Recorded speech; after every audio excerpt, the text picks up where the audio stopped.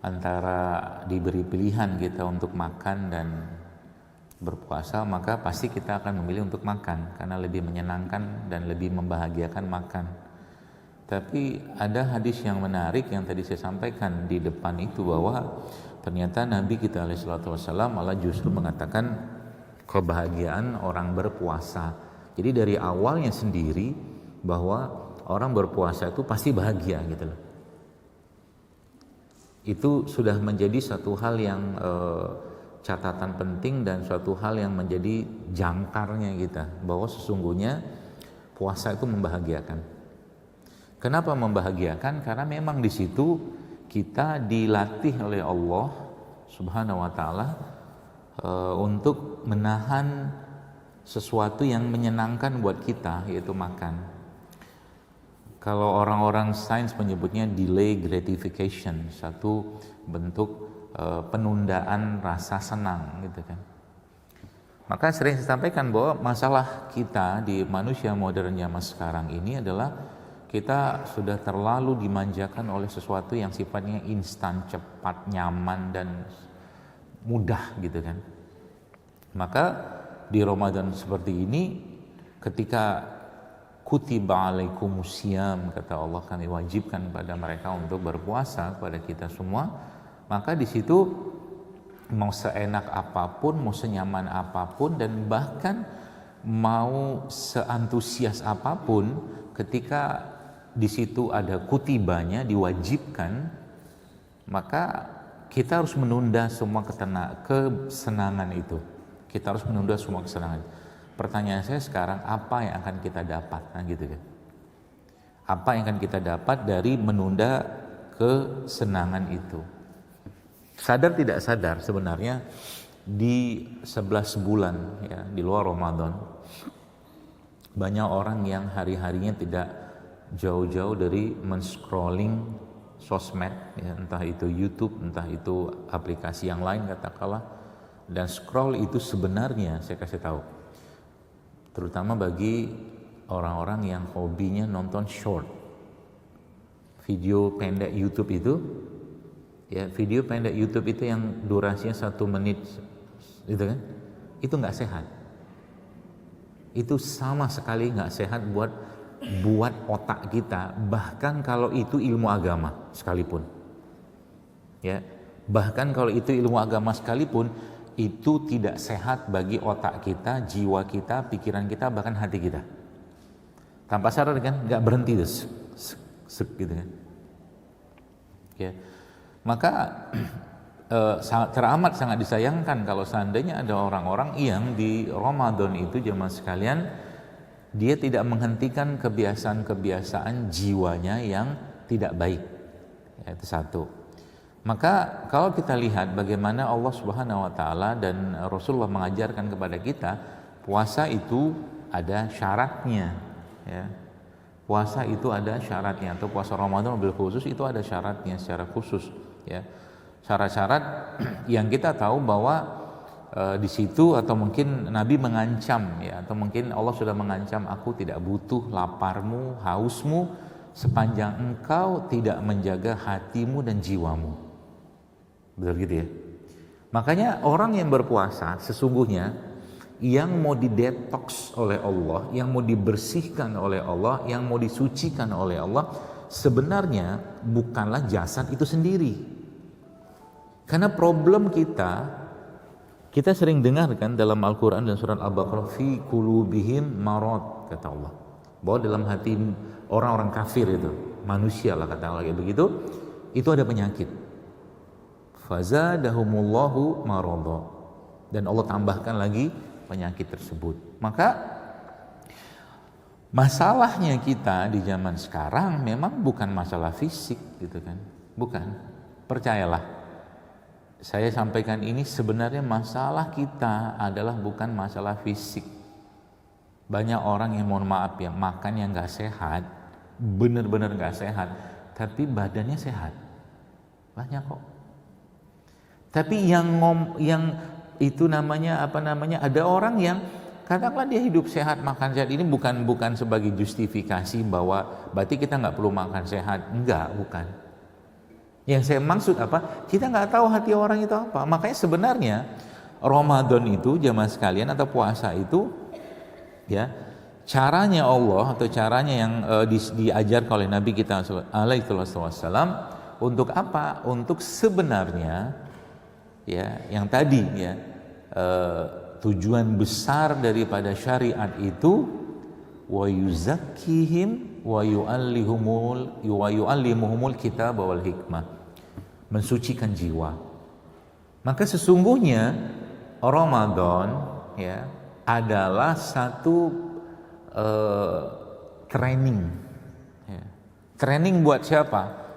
Training buat apa? Sebenarnya bukan training buat jasad. Sebenarnya gampang-gampang saja kok ya. Seseorang itu meninggalkan makan, minum dan seterusnya, gampang sebenarnya. Asli itu gampang sebenarnya kalau itu dilandasi dengan keimanan. Maka temanya kalau sudah masuk ke keimanan, maka tubuh ini pasti akan ngikut sengikut-ngikutnya sebenarnya, aslinya kayak begitu. Sel-sel tubuh kita ini kalau sudah masuk dalam konteks perintahnya Allah, maka lelahnya kita bahkan kadang-kadang kita tidak rasakan. Contoh, orang haji itu lelah loh. Orang haji itu lelah. Jadi di titik ini kita akan mendapatkan bahwa ternyata sebenarnya kalau kita bicara tentang sesuatu yang nggak nyaman buat diri kita itu, jamaah sekalian, kalau dia ada alas keimanan di situ, justru di situ kita merasakan kebahagiaan, paham ya? Tadi saya sampaikan di awal, antara makan sama puasa, lebih enak makan, lebih nggak enak nggak makan, lebih nggak enak nggak makan gitu loh, atau puasa. Tapi menariknya apa? Nabi katakan bahwa kebahagiaan orang yang berpuasa artinya apa? Ketika dia dialasi oleh iman, maka yang terjadi adalah justru malah yang kita rasakan kebahagiaan. Sama juga kayak haji, gak gampang haji itu, sangat gak gampang. Mulai dari ngantrinya, bayarnya, di sananya, gak gampang. Tapi tanyalah kepada semua orang-orang yang pergi haji, apakah mereka bahagia? Demi Allah mereka bahagia. Demi Allah mereka bahagia. Bahkan tanyalah kepada mereka lagi, apakah mereka mau ngulang? Demi Allah mereka akan jawab, pengen ngulang. Gitu loh. Itulah dahsyatnya ibadah. Ya, yang pada akhirnya ini yang sebenarnya saya kalau bongkar-bongkar tentang puasa ini itu Masya Allah, maka sebenarnya nanti ketika kita bicara Ramadan dan puasa gini loh, kita jadi mulai katakanlah hari ini malam ini tarawih segala macam termasuk sholat malam nanti malam Insya Allah biiznillah kita sudah harus mulai mendiagnosa penyakitnya kita apa. Baik, yang saya maksud di sini bukan penyakit fisik, bukan. Contoh mungkin penyakit tergesa-gesa, itu penyakit. Penyakit merasa enggak pedean, itu penyakit. Penyakit ada kesombongan dalam hati. Cara ngetes kita ada kesombongan itu gimana? Gampang. Kalau kita melihat orang lain bahkan secara status ya, orang itu maaf bodoh bahkan idiot, ya goblok mungkin bahasa kita gitu ya. Tidak tahu apa-apa, lalu muncul dalam hati kita, orang bodoh, itu sombong. Pertanyaan saya sekarang, apakah orang bodoh itu lebih baik dari kita? Belum tentu. Itu maksudnya. Makanya Ramadan itu dijadikan waktu kita mendiagnosa ini penyakit dalam jiwa atau hatiku ini apa sebenarnya, yang di Ramadan itu kita mulai perbaiki dan kita obati gitu loh. Kalau secara fisik, jangan tanya.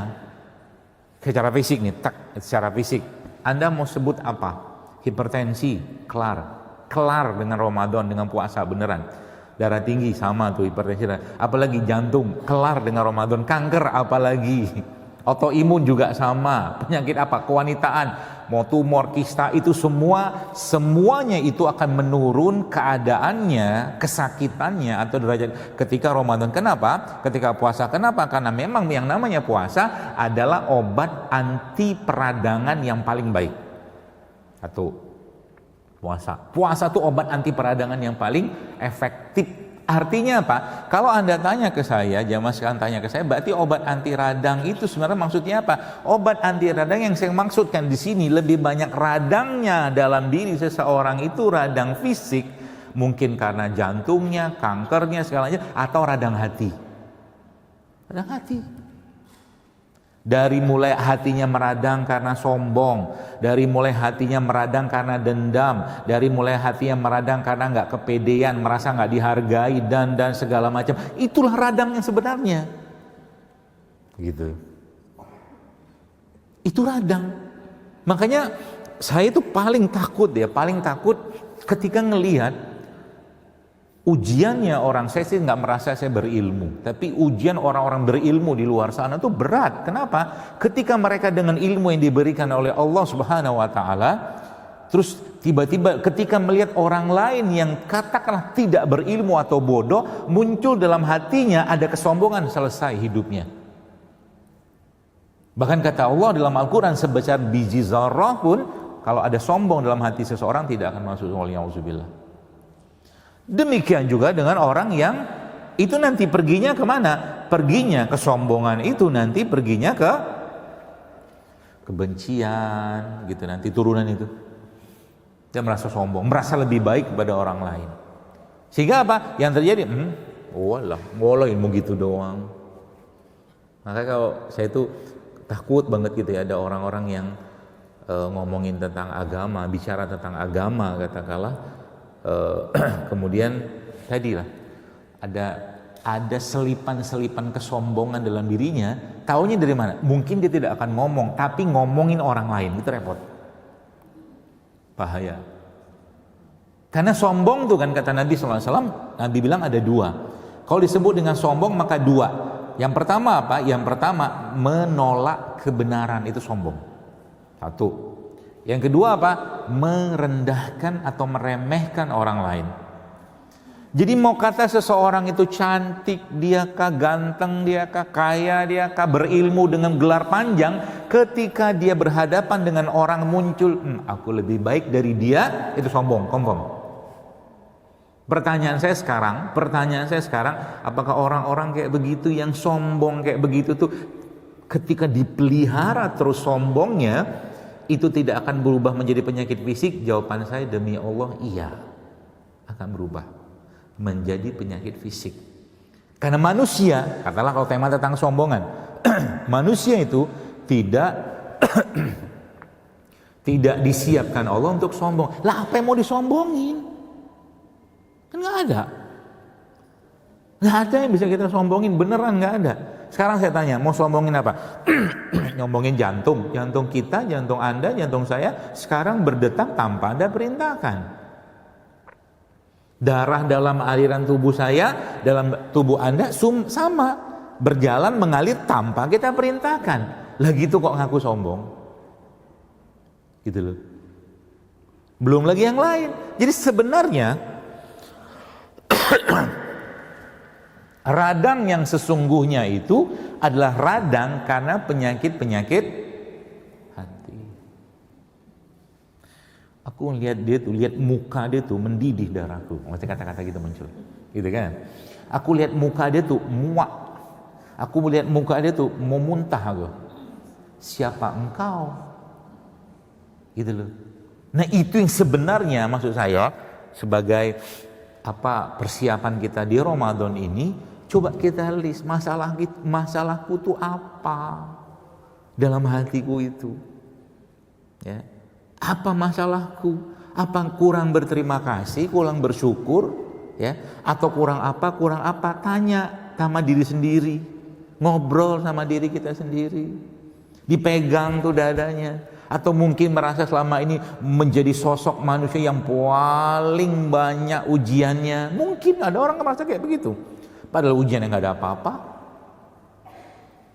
Ya, saya beberapa waktu lalu dapat dapat kiriman pesan dari seseorang yang 5 tahun nggak bisa tidur, mau bunuh diri dia katanya, gara-gara nggak bisa tidur doang. Iyalah, orang nggak bisa tidur tuh parah loh, nggak enak banget, nggak bisa, udah datang ke psikolog, psikiater, dokter ini, dokter, nggak ada solusi. Dia tanya saya, aduh, saya bilang gimana ya, saya nggak bisa banyak kasih jawaban juga karena terbatas kan, itulah. Maka kembali ke tema ini jamaah sekalian, bahwa sebenarnya kalau kita lihat Ramadan itu ya memang, atau puasa itu caranya Allah untuk memperbaiki apa, semua berantakan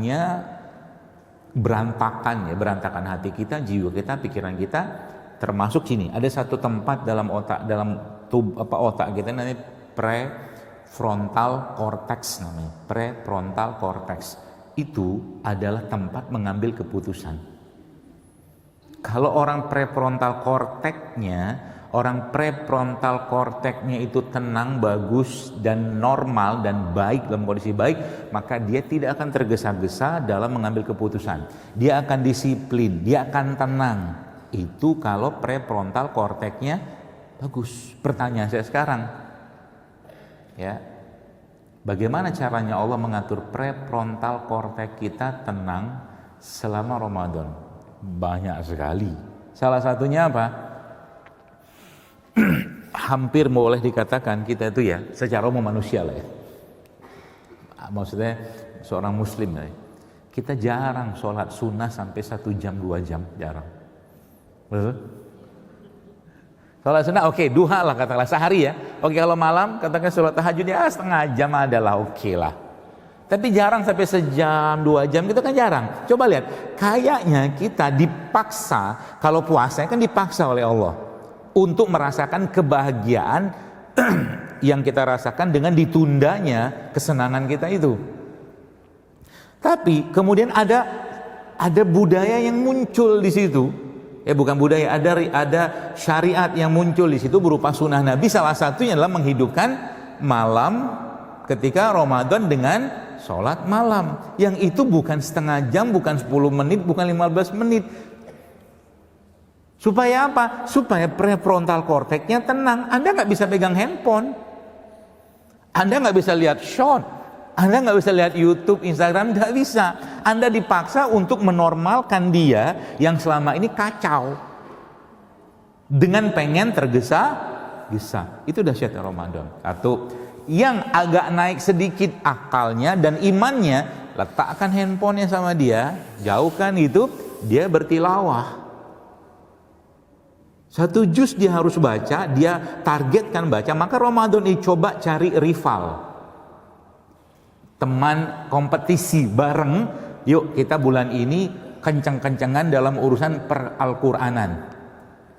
Mau khatam Quran terserah. Ada beberapa mengatakan, oke, Ramadan tuh bagus kalau Anda mulai meningkatkan kualitas dan kuantitas kita dalam interaksi kita dengan Quran. Nanti saya jelaskan kenapa. Kenapa tadi pagi saya baca ada satu tulisan sehingga saya mungkin seorang tabi'in ini waktu meninggal, lihat, waktu meninggal beliau itu jamaah sekalian disebutkan ya,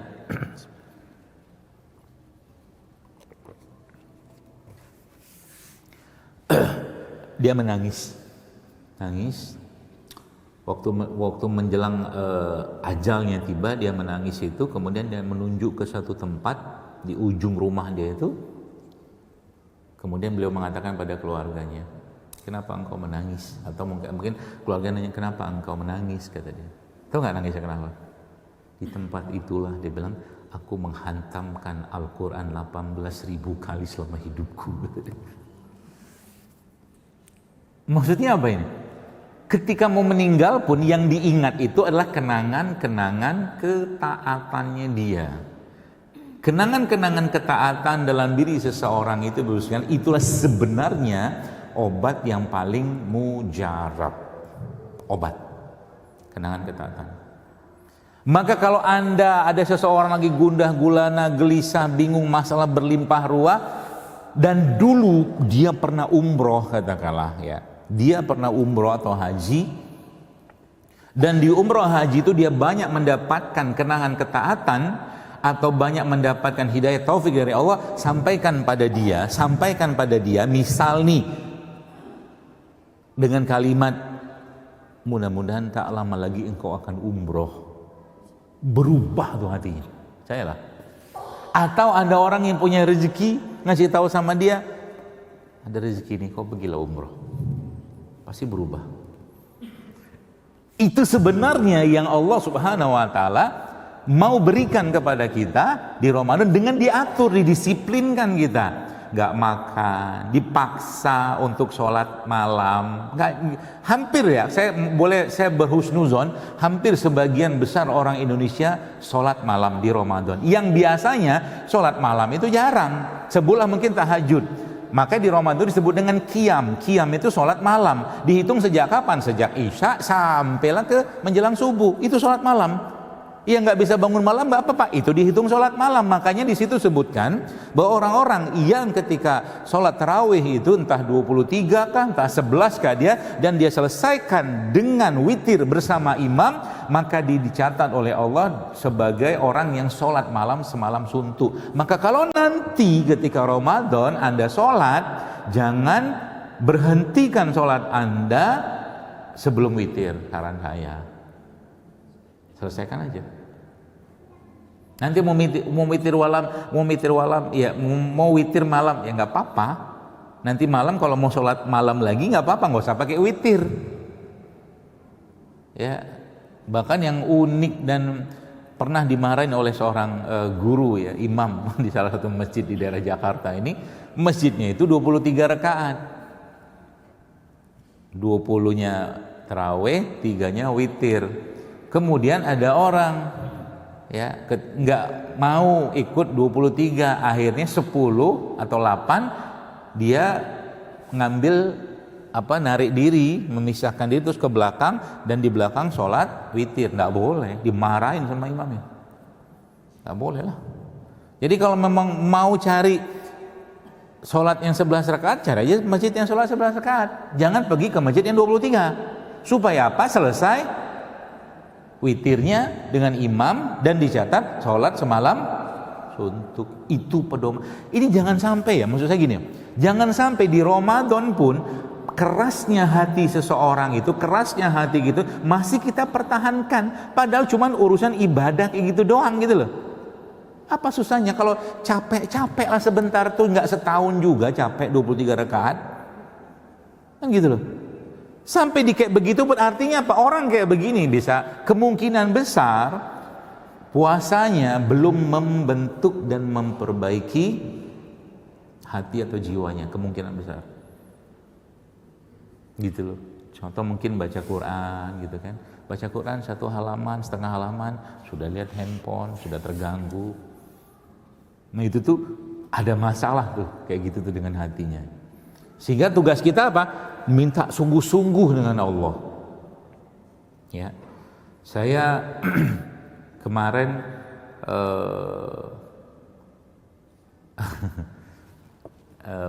nangis saya sendirian. Pas lagi sendiri saya nangis jadi-jadinya kayak anak kecil nangis. Ya, nggak ada orang. Maka ya jangan ada orang. Nggak boleh. Nggak seru kalau ada orang tuh. Makanya kalau saya kadang-kadang kalau sholat malam sama jamaah rame-rame atau apa gitu tuh pengennya matiin aja lampunya biar nggak kelihatan bengkak-bengkak matanya gitu. Saya nangis panjang, ada mungkin setengah jam saya nangis sambil berdoa. Tahu nggak saya nangis kenapa? Takut saya tidak bisa memanfaatkan Ramadan ini dengan baik. Saya takut amal saya tidak diterima di Ramadan ini. Takut segala macam. Gitu. Ya, tapi buat saya yang merasa ya masih terlalu banyak kesalahan, kekeliruan, mungkin dosa, maksiat yang saya kerjakan, katalah kayak begitu. Jadi Ramadan ini tuh kayak angin segar, tapi satu sisi takut gitu loh. Tapi kayak begitu tuh lagi kayak begitu. Tiba-tiba saya ingat gitu kan kata-kata Allah, qul ya ibadiyallazina asrafu ala anfusihim, kata Allah, la taqnatu min rahmatillah. Katakanlah wahai hamba-hamba Allah yang melampaui batas terhadap diri mereka sendiri, la taqnatu min rahmatillah. Janganlah kalian berputus asa dari rahmat Allah. Innallaha yaghfiru dzunuba jami'a. Bahwa sesungguhnya Allah mengampuni semua dosa-dosa kita. Innallaha ghafurur rahim. Tenang lagi gitu kan. Sampai saya anunya tuh mikirnya tuh, ya Allah, mudah-mudahan ada salah satu sedekah saya, amal saya yang Kau terima. Para salaf zaman dulu tuh, salaf, orang-orang solehnya, begitu yang mereka lakukan ketika Ramadan, ketakutan. Nangisnya mereka tuh di samping mereka takut dengan siksanya Allah, dosa segala. Meskipun gak banyak-banyak dosa juga kayak kita, kayak begini, mereka takut amal mereka tidak diterima. Pertanyaan saya sekarang, amalan diterima itu yang seperti apa? Nah, Nabi jelaskan, pasti dari hati yang ikhlas, hati yang baik gitu loh. Yang kita semua di sini, saya, Anda, semua pasti punya penyakit hati. Mungkin gara-gara beli sesuatu, entah barang sesuatu, merasa kita orang kaya, merasa kita orang berduit, merasa kita orang punya dan seterusnya. Mungkin karena tempat tinggal begini begitu sekarang kita merasa, oh aku punya duit, ya sana orang miskin. Mungkin nggak tahu. Gak ada gunanya kayak begitu. Apa gunanya? Di sisi Allah ada manfaat? Nggak ada. Tak ada. Atau mungkin merasa aku nih orang nggak punya, miskin segala macam. Pertanyaan saya sekarang, apakah itu di sisi Allah kayak begitu? Belum tentu. Allah ingin hibur kita. Allah ingin mengatakan pada kita, ya, sepanjang hatimu itu baik, sepanjang hatimu itu bersih dari kebencian, kemarahan, dendam, apalagi hasad segala macam, dan hati itu hati yang terus terpaut pada aku, kata Allah, maka aku akan bersamamu. Gitu. Gak perlu kita merasain, gak perlu. Dan Ramadan itu karena kita tahu, kita baca ayatnya, Syahrul Ramadan allazi unzila fihil Quran, kata Allah kan. Berarti obat yang sebenarnya buat radangnya hati kita itu apa? Quran. Artinya, kalau tadi tema tentang, saya menyebutkan tentang sombong, kemarahan, kebencian, ya, merasa lebih baik dan seterusnya, itu katakanlah kita rasakan di situ, maka sesungguhnya saya katakan itulah penyakit. Tak boleh. Kalau perlu katakanlah tahun ini misalkan nih, misal ya, dengan beli baju itu, beli baju baru apa segala macam, tiba-tiba ada satu keluarga itu merasa, wah alhamdulillah nih, baju kita lebih baik pada keluarga. Dengan beli baju, dosa beli baju, biasa aja. Atau dengan ngecat rumah, ternyata dengan ngecat rumah itu muncul perasaan-perasaan, wah rumahku bagus nih, cantik nih, tak usah cat. Allah nggak butuh gitu-gituan. Kan sudah jelas, innallaha la yanzuru ila suwarikum. Allah nggak lihat rupa kalian, kata Allah. Yang Allah lihat itu apa? Walakin yanzuru ila qulubikum. Yang Allah lihat adalah hati kalian. Pertanyaan saya sekarang, bagaimana caranya Allah memperbaiki hati-hati kita yang remuk, yang bermasalah? Ya, salah satunya dengan cara apa? Paling gampang itu, jangan tanya. Paling gampang kita mendekatkan diri kepada Allah itu dalam kondisi kita tidak makan atau lapar, namanya puasa. Itu paling gampang. Makanya secara hati kita, jadi Ibnu Qayyim rahimahullah menyatakan bahwa salah satu penyebab kerasnya hati adalah terlalu kenyang atau kekenyangan. Itu penyebab kerasnya hati. Pertanyaan saya sekarang, ketika kerasnya hati dirasakan oleh seseorang, apakah kerasnya hati itu membuat dia gampang berkomunikasi dengan Allah? Enggak. Saya itu ya, iya bukan ngerasa soleh-soleh banget, enggak lah. Tapi lagi hati itu bagus banget hubungan sama Allah ya. Gumaman dalam hati saya itu, keinginan saya dalam hati saya itu, yang harusnya itu harus saya sampaikan dalam bentuk doa permintaan pada Allah. Kadang-kadang ketika saya cuma bergumam dalam hati, ya Allah aku pengen begini nih. Contoh begini ya, ketika saya dengan teman gitu ya, saya tiba-tiba kelintasan gitu, hati lagi bagus ya, saya pengen banget temen tuh bawain makanan dalam hati itu. Bawa gitu loh. Makanya sebenarnya Ramadan adalah momen di mana apa? Hati kita itu kan lagi lembut-lembutnya.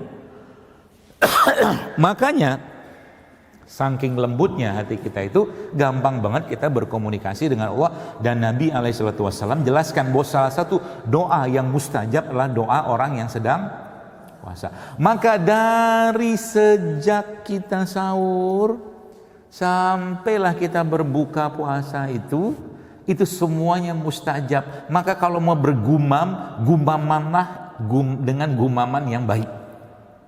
Contoh, ya Allah pengen gitu, misalkan ya, pengen gitu suamiku lebih soleh lagi, gumamin aja. Ya Allah pengen gitu suamiku baca Quran tuh ya 1 halaman, 2 halaman, 1 juz, gumamin aja terus. Semakin banyak gumamannya dan saat itu malaikat Allah pasti mendengar. Amin kata malaikat, Allah kabulkan. Atau apalagi caranya? Saya kasih tipsnya. Cara paling mudah untuk kita mendapatkan apa yang kita mohon kepada Allah tanpa kita mendoakan untuk diri kita sendiri dengan cara mendoakan orang lain.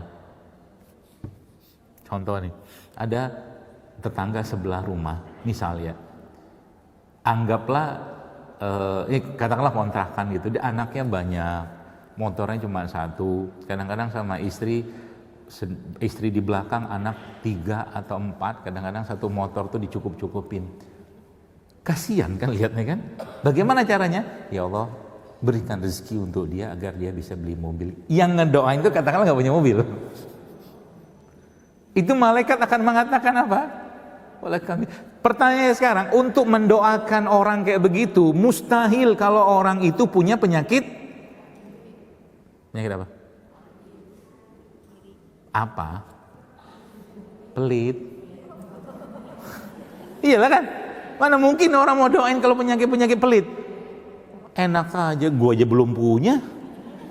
Kenapa gue doain lu? Itulah tanda orang pelit. Makanya nanti Ramadan itu adalah momen sebenarnya apa? Kita sudah mulai tuh mengatur ulang. Ya, frekuensi hati kita diatur, ya. Ritmenya diatur segala. Sehingga yang banyak tuh gumaman baik segala, zikirnya kita, termasuk juga Anda sudah mulai men-setup. Contoh. Siapa di sini yang pengen rezekinya berlimpah? Saya juga mau kan. Siapa yang pengen punya bisnis yang bagus? Saya. Punya anak keturunan yang banyak? Saya. Katakanlah gitulah. Apalagi misalkan punya sungai apa segala macam diampuni Allah. Misalkan kayak begitu. Caranya gimana? Gampang. Terus berdoa, enggak usah. Wa qultu astaghfiru rabbakum innahu kana ghaffara yursilis sama alaikum midrar. Ngapain? Istighfar. Targetin Ramadan nanti. Sehari aku minimal istighfar jangan 100, 1000. Yang gede-gede sekalian, ngomong lagi puasa kan? Astagfirullah. Jadi gini, setiap zikir-zikir itu jemaah sekalian, kita istighfar, hauqallah itu maksudnya la haula wala quwata illa billah, hasbunallah la ilaha, itu semua punya efek ke jiwa beneran. Hasbunallah, katakanlah hasbunallah wa ni'mal wakil, itu salah satu zikir untuk ketika seorang itu merasa takut. Kan penyakit kita itu sedih, takut, malas, pelit, gitu kan? Kan gitu. Itu zikir-zikir itu nanti di luar Al-Quran itu akan memperbaiki dan mengobati dan kayak ngulitin gitu loh. Ngulitin bagian-bagian yang rusak itu dibersihkan sama dia untuk digantikan dengan zikir-zikir tadi.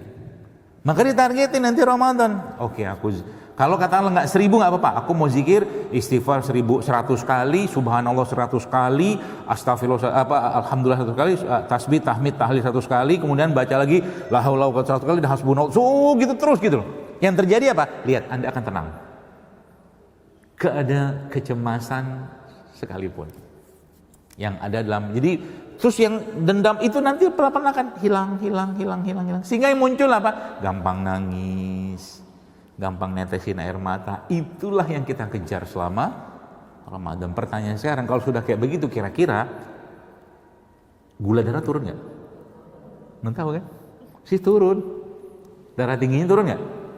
Turun. Jadi kan orang yang makan, ya, orang yang makan makanan nggak sehat, saya sampaikan itu kan, makan, ya sebenarnya mereka tahu itu nggak sehat, cuma mereka makan itu dalam rangka mempertahankan kerasnya sikap dia. Belum dapat hidayah, sudah tahu itu keras gitu loh. Dan memang faktanya begitu, makanan-makanan nggak sehat itu yang banyak gula olahannya, banyak lemaknya segala macam, itu sebenarnya akan menyebabkan pengerasan pada pembuluh darah. Yang sebenarnya pengerasan pada pembuluh darah itu, ya, aslinya berasal dari jiwa dan hatinya yang keras. Jadi kalau Anda mau lembut hatinya di Ramadan, saran saya apa itu? Caranya gini, ini kan kita lihat aja nanti cara kayak mungkin ngupas bagian hati kita yang keras itu loh. Contoh begini, kira-kira di sini yang rencana Ramadan nanti takjilnya gorengan, coba angkat tangan. Nah, gak usah lah. Takjilnya gorengan. Sudah tahu nggak gorengan itu nggak sehat? Nah, terus kenapa dimakan?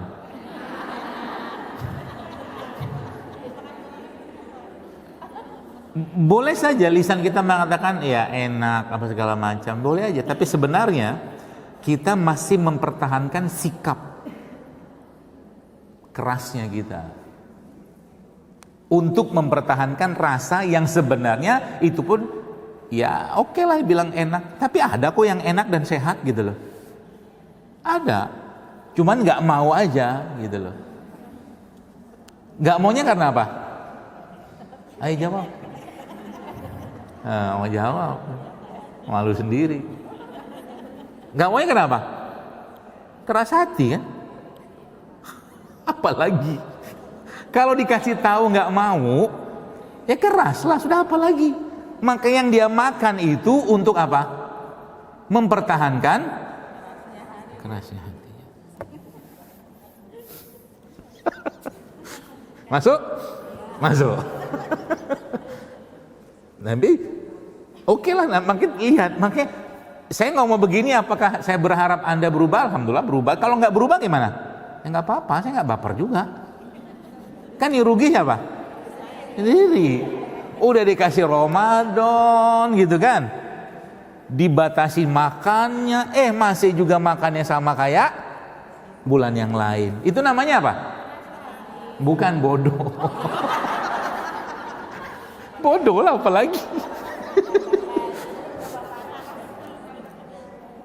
Lah pertanyaan saya sekarang, oke, ada yang gimana? Tapi kan itu halal, iya, nggak usah dibentur-benturan dengan halal haram. Ini kita bicaranya adalah antara halal mana yang baik dan lebih baik kan gitu.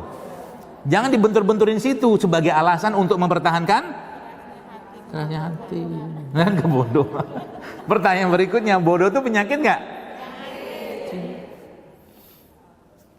Ini nggak saya bongkar-bongkar aja nih. Makanya nanti kalau ngirim takjil ke Masjid Darussalam atau masjid dekat rumah, tolonglah jangan lagi yang mewakili kerasnya hati Anda. Itu maksudnya.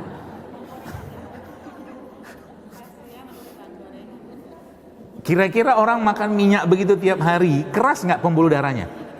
Sudahlah, udah tahu jawabannya. Tapi masih dikerjain nggak? Masih. Kenapa jawabannya enak? Kan gitu. Sampai kapan mau kayak begitulah, ilaha illallah Muhammad Rasulullah.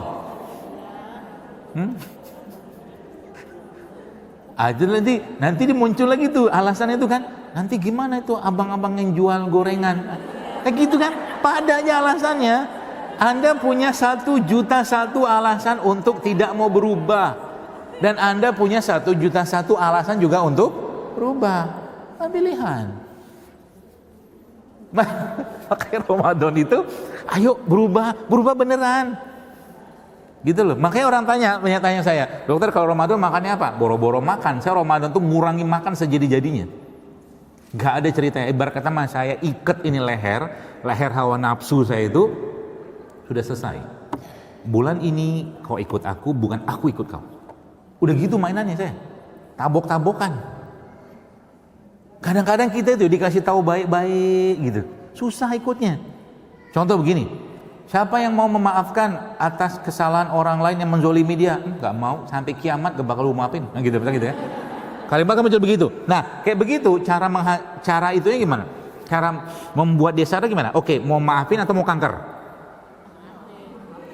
Nah, dia maafin kan? Gitu. Nah, kita tuh kadang-kadang perlu begitu. Soalnya dikasih tahu baik-baik susah. Buat diri sendiri ya. Maka saya sama di Ramadan itu enggak ada cerita lagi. Kau ikut aku sekarang. Enggak ada ngomong sama hawa nafsu saya. Enggak ada cerita. Udah. Sekarang saya tanya sekali lagi, 11 bulan itu kita lebih banyak overeating atau berlebihan makan atau kurang makan?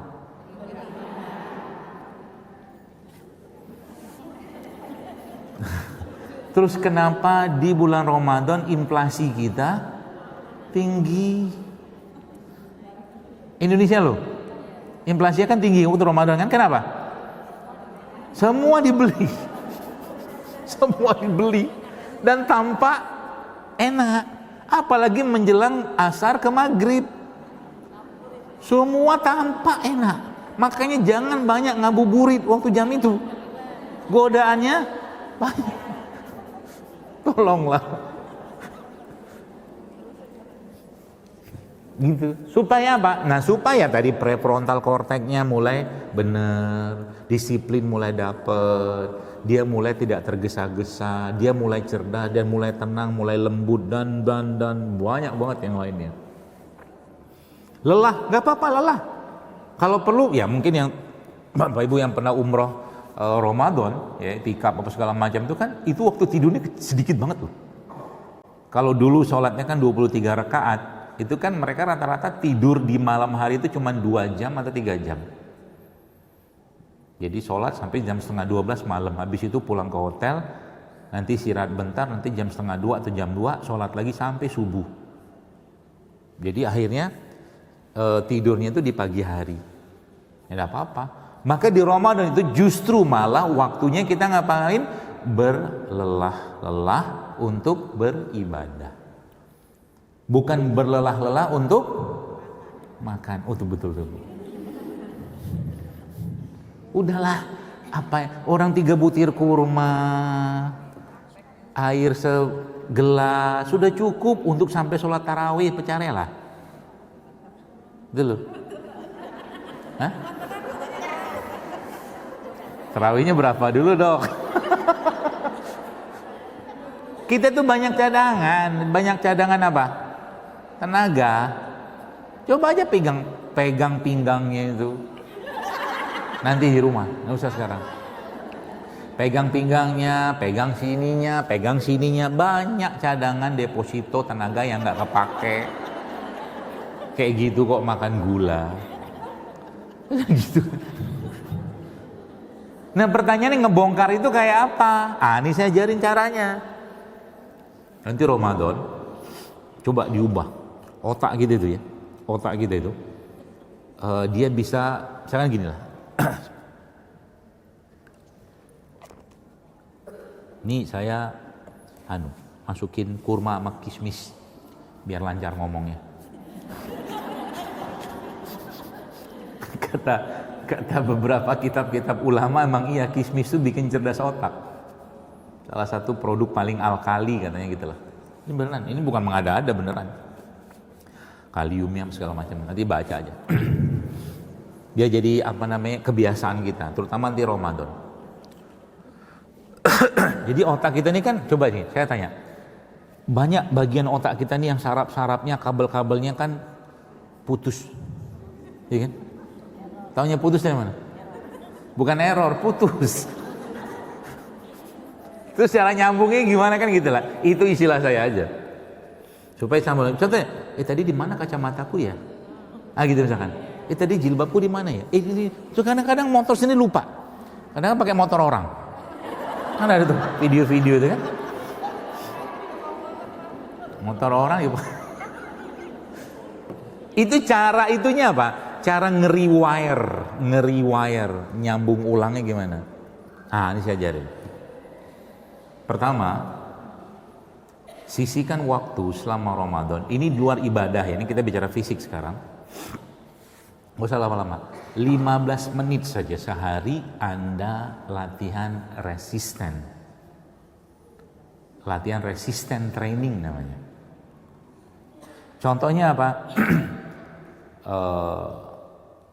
Yang sering saya sampaikan ya, squat gitu loh. 15 menit aja sehari. Gak banyak kan? Gak banyak. Susah nggak? Susah, beneran. Susah. Sekarang aja ngomongnya bisa. Coba aja lihat waktu. Ini saya ngomong pahit-pahitnya dulu. Supaya apa? Nabok-nabokin. Jadi tulis tuh jadwal saya sehari. Ngaji begini, sedekah begini, zikir begini, resisten training begini. Pokoknya ibarat kata harus ada badannya digerakin. Karena waktu Ramadan itu waktu yang paling baik untuk gerakin badan. Gitu. Apa saja gerakannya? Pokoknya gerakan yang berhubungan dengan beban. Dok, saya ngeliat suami sudah beban. Itu lain cerita.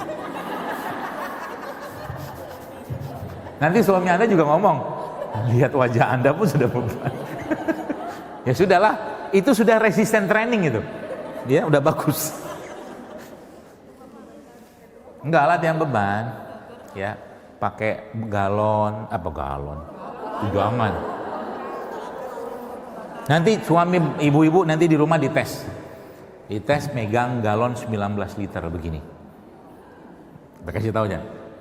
Kalau dia nggak bisa angkat, kata ahlinya itu fix letoy, badannya nggak kuat. Maksudnya harus dibenerin. Angkat galon begini, 19 liter ya. Diangkat, terus turunin lagi. Ya iyalah, namanya juga 19 liter ya, berat lah. Nggak ada aja. Coba nanti di rumah. Pakai satu tangan. Ya segini, pokoknya diangkat ya, nanti balikin lagi. Kalau nggak kuat jangan, nanti pinggangnya putus. Ya, tes aja. Tapi intinya gitu, bukan 19 liter. Pokoknya itu siapa namanya, si air 1,5 liter itu, ya air kemasan itu kan lumayan Anda pegang 2. Nah ada beberapa yang harus Anda kerjakan. Pertama, ini untuk nge-rewire lagi ya. Di luar semua itu sebenarnya bisa di-rewire ulang, disambung ulang oleh Quran sebenarnya. Makanya Ramadan targetin sebanyak mungkin waktu Anda, katakanlah dari subuh sampailah mau buka itu, Anda sudah mulai harus punya target berapa lama waktu Anda bersama Quran dan jangan mau diganggu. Entah itu secara kualitas, entah itu secara kuantitas, dan percayalah demi Allah itu akan menghilangkan banyak penyakit-penyakit emosi dalam diri kita, penyakit jiwa, penyakit hati, bahkan termasuk penyakit fisik. Gitu ya. Targetin. Oke, selama katakanlah kita sahur jam 4 misalkan. Kemudian kita jam 4 kita sahur, kemudian kita doa segala macam, kemudian kita buka puasa jam 6, anggaplah gitu, berarti kan total 14 jam. Oke, saya step up waktu saya bersama Al-Quran itu 3 jam total. Saya tap lagi tuh, oke zikir saya 1000, ini 1000 atau 100, pokoknya harus ada makanan hati yang lebih banyak yang kita berikan kepada kita, ya, dalam bentuk amalan-amalan tadi, termasuk sedekah. Ramadan jangan pernah ketinggalan untuk ngasih makan orang buka puasa. Jangan pernah tinggal. Mau titip di Masjid Darussalam boleh, titip dekat rumah masjid dekat rumah boleh, titip pondok yatim, pokoknya jangan pernah ketinggalan. Setiap hari. Mulai sekarang di setup. Setupnya apa? Anda beli kurma saja misalkan. Beli kurma yang 3 kilo itu kan paling 200.000. Taruh ke pondok dan kasih tahu sama tolong buka puasanya pakai ini ya. Biar dapat pahala kita ya kan. Dan tolong jangan beli gorengan. Buka puasa pakai supaya dapat pahala. Bisa kayak gitu loh. Jadi mulai sekarang tuh mikir nyiapin Ramadan selama 30 hari tuh amal apa yang kita siapin gitu. Itu akan menyehatkan hati kita dan nge-rewire ulang. Itu ya. Satu resisten training tadi kan tap. Pakai tuh yang 1,5 liter gitu kan, pegang, Anda squat.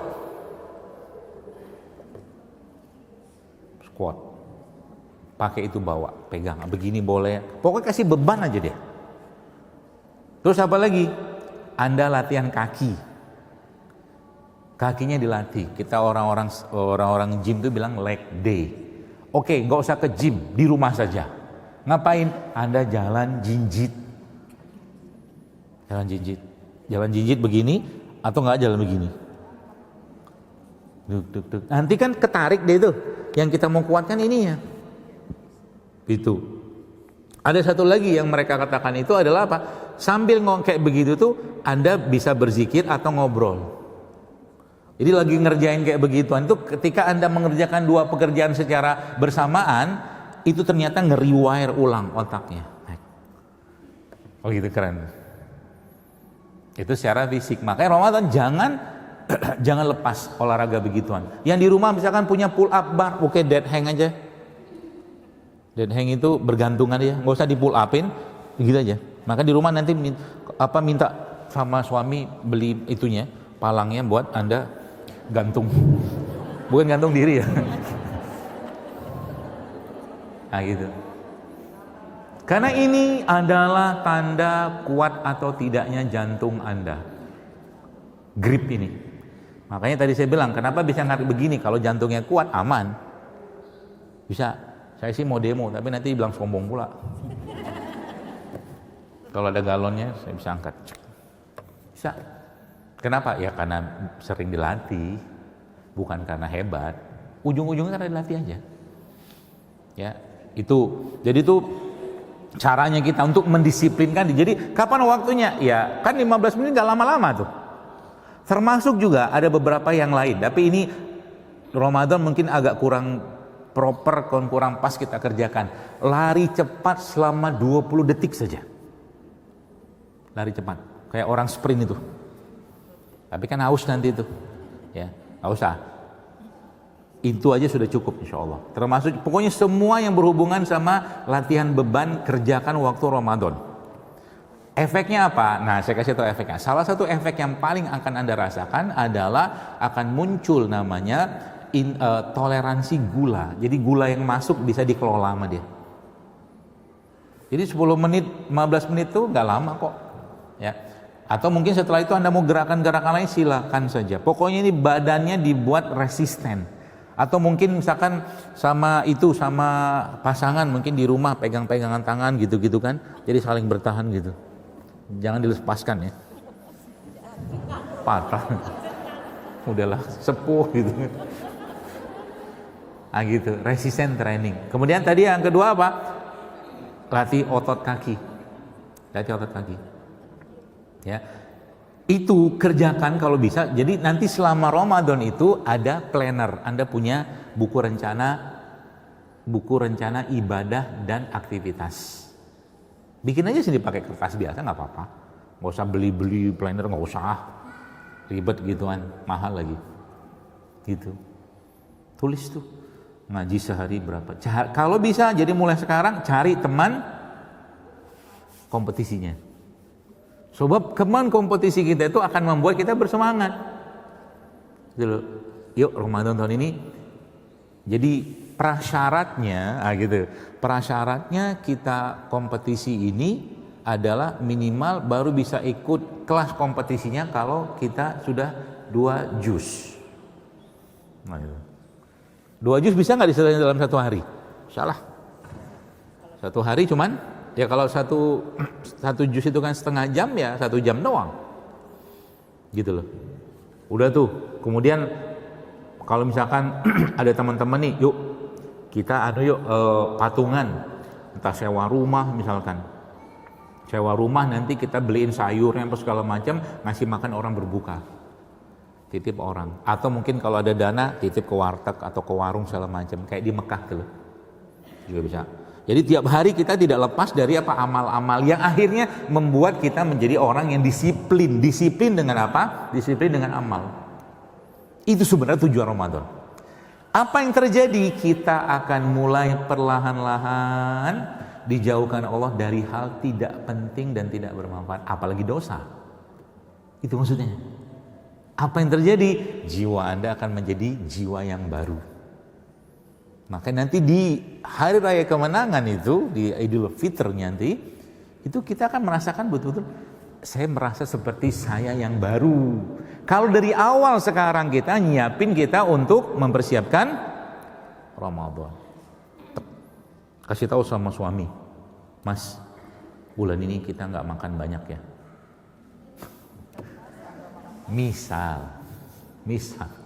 Atau mungkin sama dia, Mas, maaf bulan ini nggak ada lagi gorengan ya misalkan. Tolonglah. Kata siapa? Kata dokter Zaidul.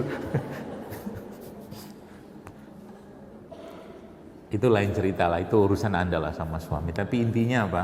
Intinya sebenarnya makanan itu di beberapa tempat, nanti coba lihat beberapa kajian saya belakangan itu belum ada di posting soalnya. Salah satu postingan itu banyak sekali saya jelaskan tentang bagaimana dapatin makanan-makanan yang bergizi, mudah, bahkan murah. Ya selama Ramadan itu nggak ribet sebenarnya. Ya. Contoh mungkin udah nggak ada lagi. Saya itu udah lama, mungkin sudah bertahun-tahun nggak pernah lagi minum sirup, nggak pernah ada. Karena sirup itu isinya apa? Gula.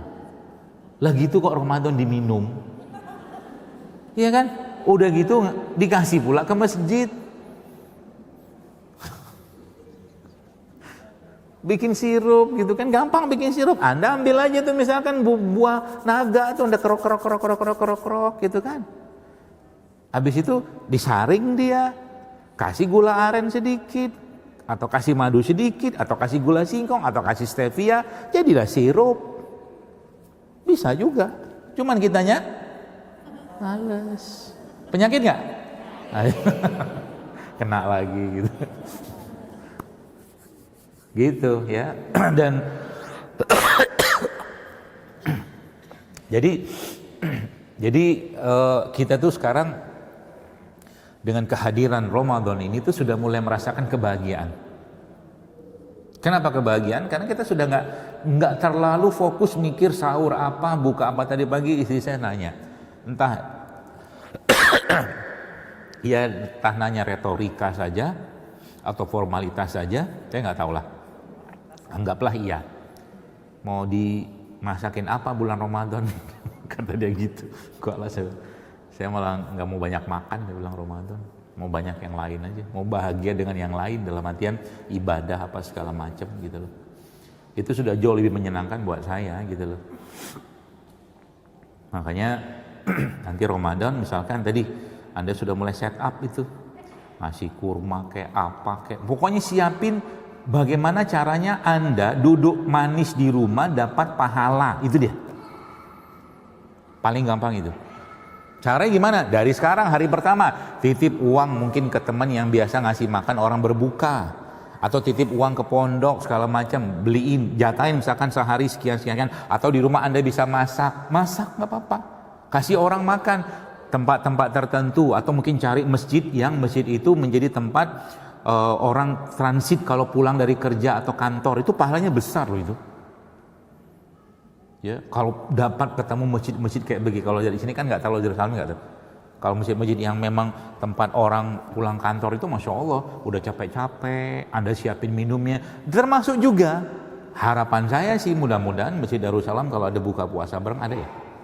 Ada minuman-minuman sehatnya, entah rimpangnya, Anda kan bisa bikin. Tinggal diimpus, cemplungin kunyit-kunyitnya segala macam. Itulah. Ini kenapa tutup mulut? Hah? Takut mubazir. Saya tahu ya kalau saya itu kalau Ramadan lihat ada kerumunan dan keramaian orang yang saya bisa dapat pahala di situ, biasanya saya akan kejar itu. Biasanya kayak begitu. Makanya tadi kalau di sini mungkin bisa, tidak apa-apa. Tempat lain misalkan Anda bisa dapatkan, apalagi Masya Allah. Apalagi tempat-tempat minus misalkan gitu, yang mungkin makan kurma itu buat mereka, mungkin di masjid kayak begini kurma berlimpah ruah. Tapi Anda perlu tahu di masjid-masjid yang di pinggiran itu kurma itu barang mewah. Beneran. Apalagi kurma-kurma yang Anda topping sedikit, mungkin kasih butter, kasih almond, apa segala macam dan seterusnya. Gitu. Sehingga akhirnya apa? Kita jiwanya sudah mulai sehat, hati mulai sehat, pikiran tenang. Kita sibuk mikirin amal. Itulah sebenarnya esensi dari Ramadan. Itulah. Yang sebenarnya itu kan kayak sebenarnya fase. Jadi kalau kita bayangkan dalam satu proses penyembuhan atau orang menahan lapar saat puasa Ramadan itu khususnya, itu kalau kita pakai kaidah-kaidah katakanlah orang-orang intermittent fasting itu kan moderate, 14 jam 15 jam itu kan nggak terlalu lama, maka dia grafiknya itu begini gitu kan. Terakhir puncaknya apa? Terakhir puncaknya di 10 hari terakhir. 10 hari terakhir selesai. Nggak ada lagi cerita, bahkan kenikmatan manusia yang salah satu kenikmatan tertinggi manusia dalam konteks suami istri adalah hubungan biologis, itu saja di-cut sama Nabi. Nggak mau. Mau ngapain? Mau fokus sama Allah dengan bicara dengan Allah. Makanya 10 hari terakhir itu kalau Anda bisa sampaikan kepada suami Anda, Mas, Bang, Papi, Ayah, Kakak, apa segala macam, pergilah itikaf. Pergilah itikaf. Rasakan nikmatnya itikaf itu. Itu semua dibersihkan sejadi-jadinya sama Allah, apalagi kalau itu kena di malam Lailatul Qadar. Anda pun kalau bisa tidak apa-apa, pergilah itikaf. Meskipun tidak terlalu syariatkan. Tapi kalau perempuan mau itikaf juga itikaf, enggak apa-apa, silakan aja pergi. 10 hari terakhir Ramadan disiapkan Allah kita, ditambah dengan 10 hari awalnya Zulhijjah, total 20 hari, itu adalah waktu yang disiapkan Allah untuk menempa jiwa kita di siang hari kalau Zulhijjah, di malam hari kalau Ramadan, untuk menghadapi 365 hari setahun. Gitu maksudnya. Maka Ramadan, aslinya Ramadan itu adalah waktu yang diberikan Allah untuk ngapain? Untuk mengkalibrasi rasanya kita. Hati yang keras, hati yang sombong, penuh kebencian, kalibrasi rasa itu ada di Ramadan. Dengan cara apa Allah mengkalibrasi itu? Dengan satu modulator langit pengatur frekuensi hati kita yang bernama Al-Quran. Maka Ramadan nanti banyak-banyaklah berinteraksi dengan Quran, banyak-banyaklah nangis dengan Al-Quran, banyak-banyaklah berdoa kepada Allah supaya apa? Kita siap menghadapi ujian di 11 bulan yang lain. Itulah sebenarnya esensi di Ramadan. Sibukkah kita nanti dengan urusan makanan minuman? Enggak lagi, biasa aja. Buka bersama mau nggak? Saya udah lama nggak mau buka bersama. Ngisi kajian menjelang buka aja saya males. Kenapa? Seluruh ulama-ulama zaman dulu, Imam Malik, Imam Ahmad, Imam Syafi'i, itu ulama besar. Ketika Ramadan mereka meninggalkan semua majelisnya, mereka sibuk dengan Al-Quran. Maka kita sering dengar kan, ada yang khatam Quran sehari sekali, begitu. Mereka itu, gitu loh. Makanya itu obat. Maka Al-Quran itu adalah obat, ya, pelipur laranya kita, penenang hatinya kita, penyusun kembali atau pengikat kembali hati-hati kita semua yang tercabik-cabik oleh dunia ini dengan kepalsuan dunia, dengan segala masalah itu. Sehingga apa? Hari-hari kita itu selama Ramadan penuh dengan kebahagiaan. Dan itu secara sains memang dibuktikan bahwa ternyata orang yang puasa Ramadan itu bakteri dalam tubuhnya yang memproduksi hormon-hormon kebahagiaan itu bertambah. Jumlahnya mereka. Apalagi selama Ramadan Anda kasih makan bakteri-bakteri baik itu. Salah satu makanan terbaik buat bakteri-bakteri baik itu adalah satu jenis asam lemak yang bernama short chain fatty acid atau SCFA. Yang namanya SCFA itu ada di dalam kurma. Gitu. Ada nggak dalam gorengan? Ada, serius. Apalagi? Jadi dalam Ramadan, oke, dalam tema tentang makanan yang benar. Kalau bisa selama Ramadan nggak ada alasan lagi Anda makannya nggak benar. Please deh. Saya kadang-kadang gitu kan, adalah sedih-sedih hati saya. Apa yang saya sampaikan ini diamalin apa enggak sih gitu? Apa cuman ada sedikit? Apa cuman ngomong di meja doang gitu kan? Tapi tidak apa-apa lah. Anda mau ngamalin syukur, ya ngamalin pun tidak apa-apa. Kan gitu kan? Sampai rumah gitu kan. Kadang-kadang ada teman saya pengen pasang foto Dr. Zairul dekat meja makan saya itu, dia bilang, kalau saya makan nggak bener gitu kan, lihat foto nggak jadi. Jangan juga macam itu. Serat, misalkan chiaseed. Chiaseed itu salah satu makanan paling baik buat si bakteri-bakteri kita tuh, chiaseed. Gampang nggak? Gampang bikinnya. Air kelapa, nanti beri air kelapa. Nggak usah air kelapa muda, kelapa tua, karena kelapa muda biasa Ramadan naik daun dia. Betul? Padahal beri air kelapa tua juga nggak apa-apa. Beri air kelapa tua gitu kan. Harganya paling 1.000-2.000, masukin chiaseed, kasih jeruk nipis, kasih kelapanya yang tua itu, udah makan, kenyang kita. Kasih makan. Jadi dalam kebayang ini bayangkan saja. Ya, karena kan nggak ada barangnya. Nih kelapa tua tapi jangan yang tua banget. Oke? Yang agak coklatnya masih muda, yang masih bisa dimakan pakai gigi gitu dulu. Kan ada yang keras banget tuh. Nah itu Anda kopekin tuh, anggaplah dia begini tuh. Ini Anda kopein, dipotong gitu kan. Terus kan airnya kelihatan. Masukin chiaseed, campurin situ. Kelapanya itu Anda campurin, Anda potong-potong kecil, masukin situ. Terus Anda ambil katakanlah itu kurma, suwirin kurma, masukin situ. Kasih jeruk nipis, kasih garam, kasih madu sedikit. Allahu akbar kabir, alhamdulillah katsira, subhanallah, itu enak banget, serius. Saya menggambarkan gitu aja, saya pengen bikin pulangin itu. Enaknya.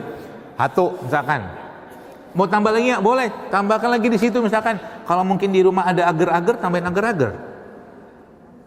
Jadi itu barang, itu seratnya berlimpah ruah.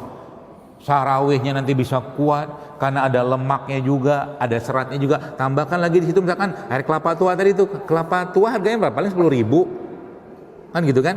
Akhirnya Anda ambil, masukin di situ misalkan rumput laut, lidah buaya, kolang-kaling, tambahin kurma, tambahin kelapanya, tambahin jeruk nipis, tambahin garam, tambahin madu. Kenyang nggak? Ya. Gitu.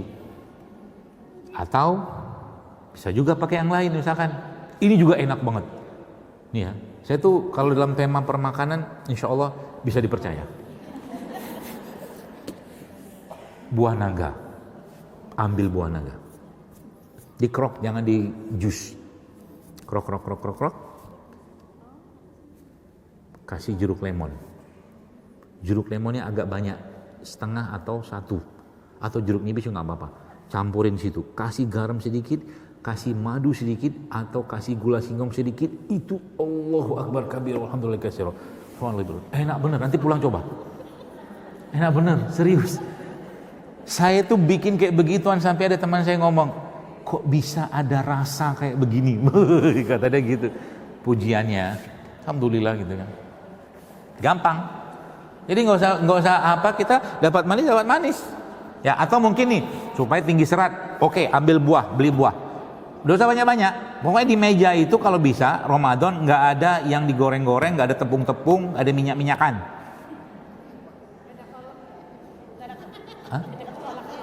Kolak oke, tapi kolak saran saya, nyetok di rumah, kasih tahu sama orang di kampung, tolong nyetokin gula aren batok. Jangan pakai gula merah, karena gula merah tuh gula pasir juga.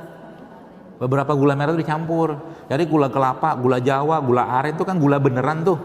Itu aman. Tapi jangan banyak-banyak juga. Ya. Kolak boleh? Oke. Kolak lulus.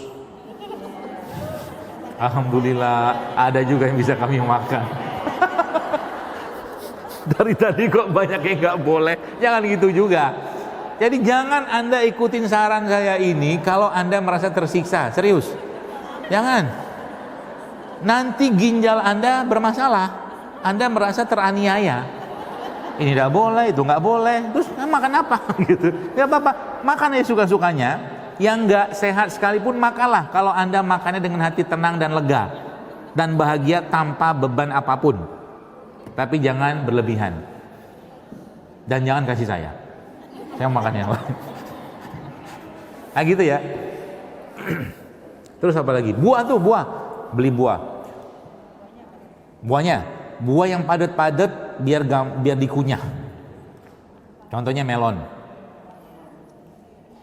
Pepaya yang tidak terlalu matang. Udah 2 kan? Nanas yang tidak terlalu matang. Terus diambil bonggolnya. Terus dagingnya diapain? Dipotong juga. Sayang dibuang. Potong. Udah berapa tuh? 3 bukan? 3 buah. Apalagi itu kelapa tua. Tadi yang kita tadi bahas tadi itu yang agak lembut itu potong dadu. Jadi kayak boba-boba gitu loh. Jadi kayak toppingnya itu siapin juga. Kurma Anda siapin, iris-iris kurmanya. Chia seed Anda siapin. Sudah siap? Sekarang bayangkan itu. Ini kan pengajian membayangkan. Bayangkan itu ada dalam mangkok. Potong-potong, usah banyak-banyak. Jadi Ramadan ini kemarin saya cerita sedikit. Gaya saya kalau makan. Kemarin saya makan nasi padang. Ya, saya makan nasi padang. Nasi padang saya makan pakai, lagi pengen rempahnya. Ada saya beli nasi padang, saya itu bilang sama mbaknya, Mbak, nasinya pakai mangkok piring yang biasa buat nasi tambah itu, ya kan? Terus dia ambil sama dia, pakai centong tuh kan, masuk itu, kebanyakan, kurangnya sama dia. Jadi sisa cuma 1/4 nasinya, dikit banget. Ramadan itu, sebelum Ramadan, saran saya juga sahur jangan banyak karbo. Kalau Anda tidak banyak aktivitas fisik yang berat, jangan banyak makan karbo waktu sahur. Contoh karbo apa? Nasi. Jadi misal nih menunya misalkan di Ramadan di sahur misalkan Anda makan telur rebus 2 sama misalkan Anda makan alpukat. Udah cukup. Telurnya ayam kampung, oke. Gitu. Nah, si buah tadi itu kan sudah masuk dalam itu nih, mangkok kan. Anda beli yogurt yang tawar. Plain yogurt. Masukin situ, aduk. Kasih jeruk nipis, kasih garam sedikit, kasih madu sedikit. Itu enak apple. Oke, sekarang ini kan judulnya pelajarannya membayangkan. Bagus lah, jadi nggak kotor di sini. Biasa kan ada demo-demo, nggak usah ada demo-demo lah. Sekarang membayangkan. Sekarang, Dok, saya mau bikin sirup buah. Oke, sirup buah. Gampang. Kalau kalian sebut sirup, maka air yang kita pakai apa? Air kelapa. Tua aja nggak apa-apa. Ya air kelapa tua aja. Air kelapa tua beli itu kan yang model noceng 2000 juga dapat banyak tuh air. Bisa bikin buat 1 bowl gede. Masukin buah semua di situ, ya. Masukin semua buah di situ. Kemudian Anda masukin di situ juga tadi. Kata kuncinya adalah masukin situ jeruk nipis atau jeruk lemon sama garam. Itu kata kuncinya. Saya kasih tahu rahasia kalau saya bikin minuman. Itu mengubah rasa, terutama jeruk nipis kalau saya. Terus supaya dia powerful lagi powerful, rasanya itu dapat banget. Nah, Anda bisa pakai, saya biasanya kemarin saya coba itu, saya pakai gula aren, saya cairkan gula aren, kemudian saya pakai gula Jawa, gula kelapa ya, yang warnanya agak kuning, tapi bukan gula merah, agak gede-gede dia. Itu Allahu Akbar kabiru walhamdulillah katsiro.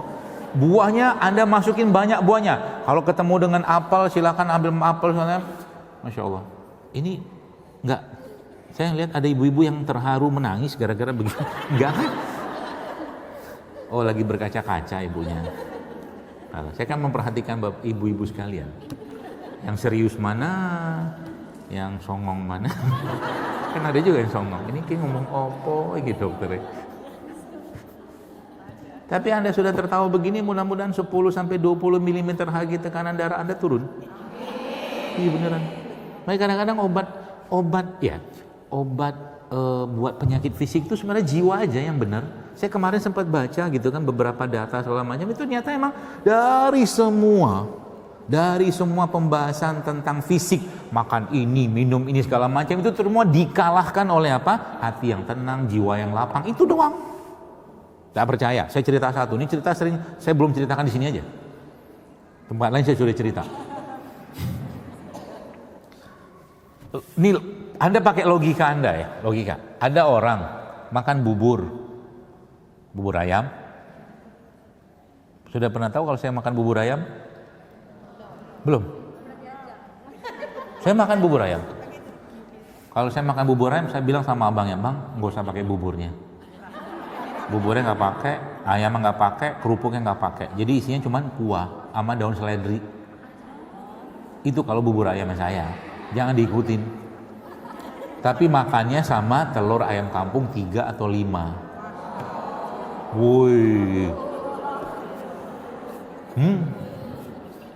masih kuat naik gunung, nanjak gunung masih kuat.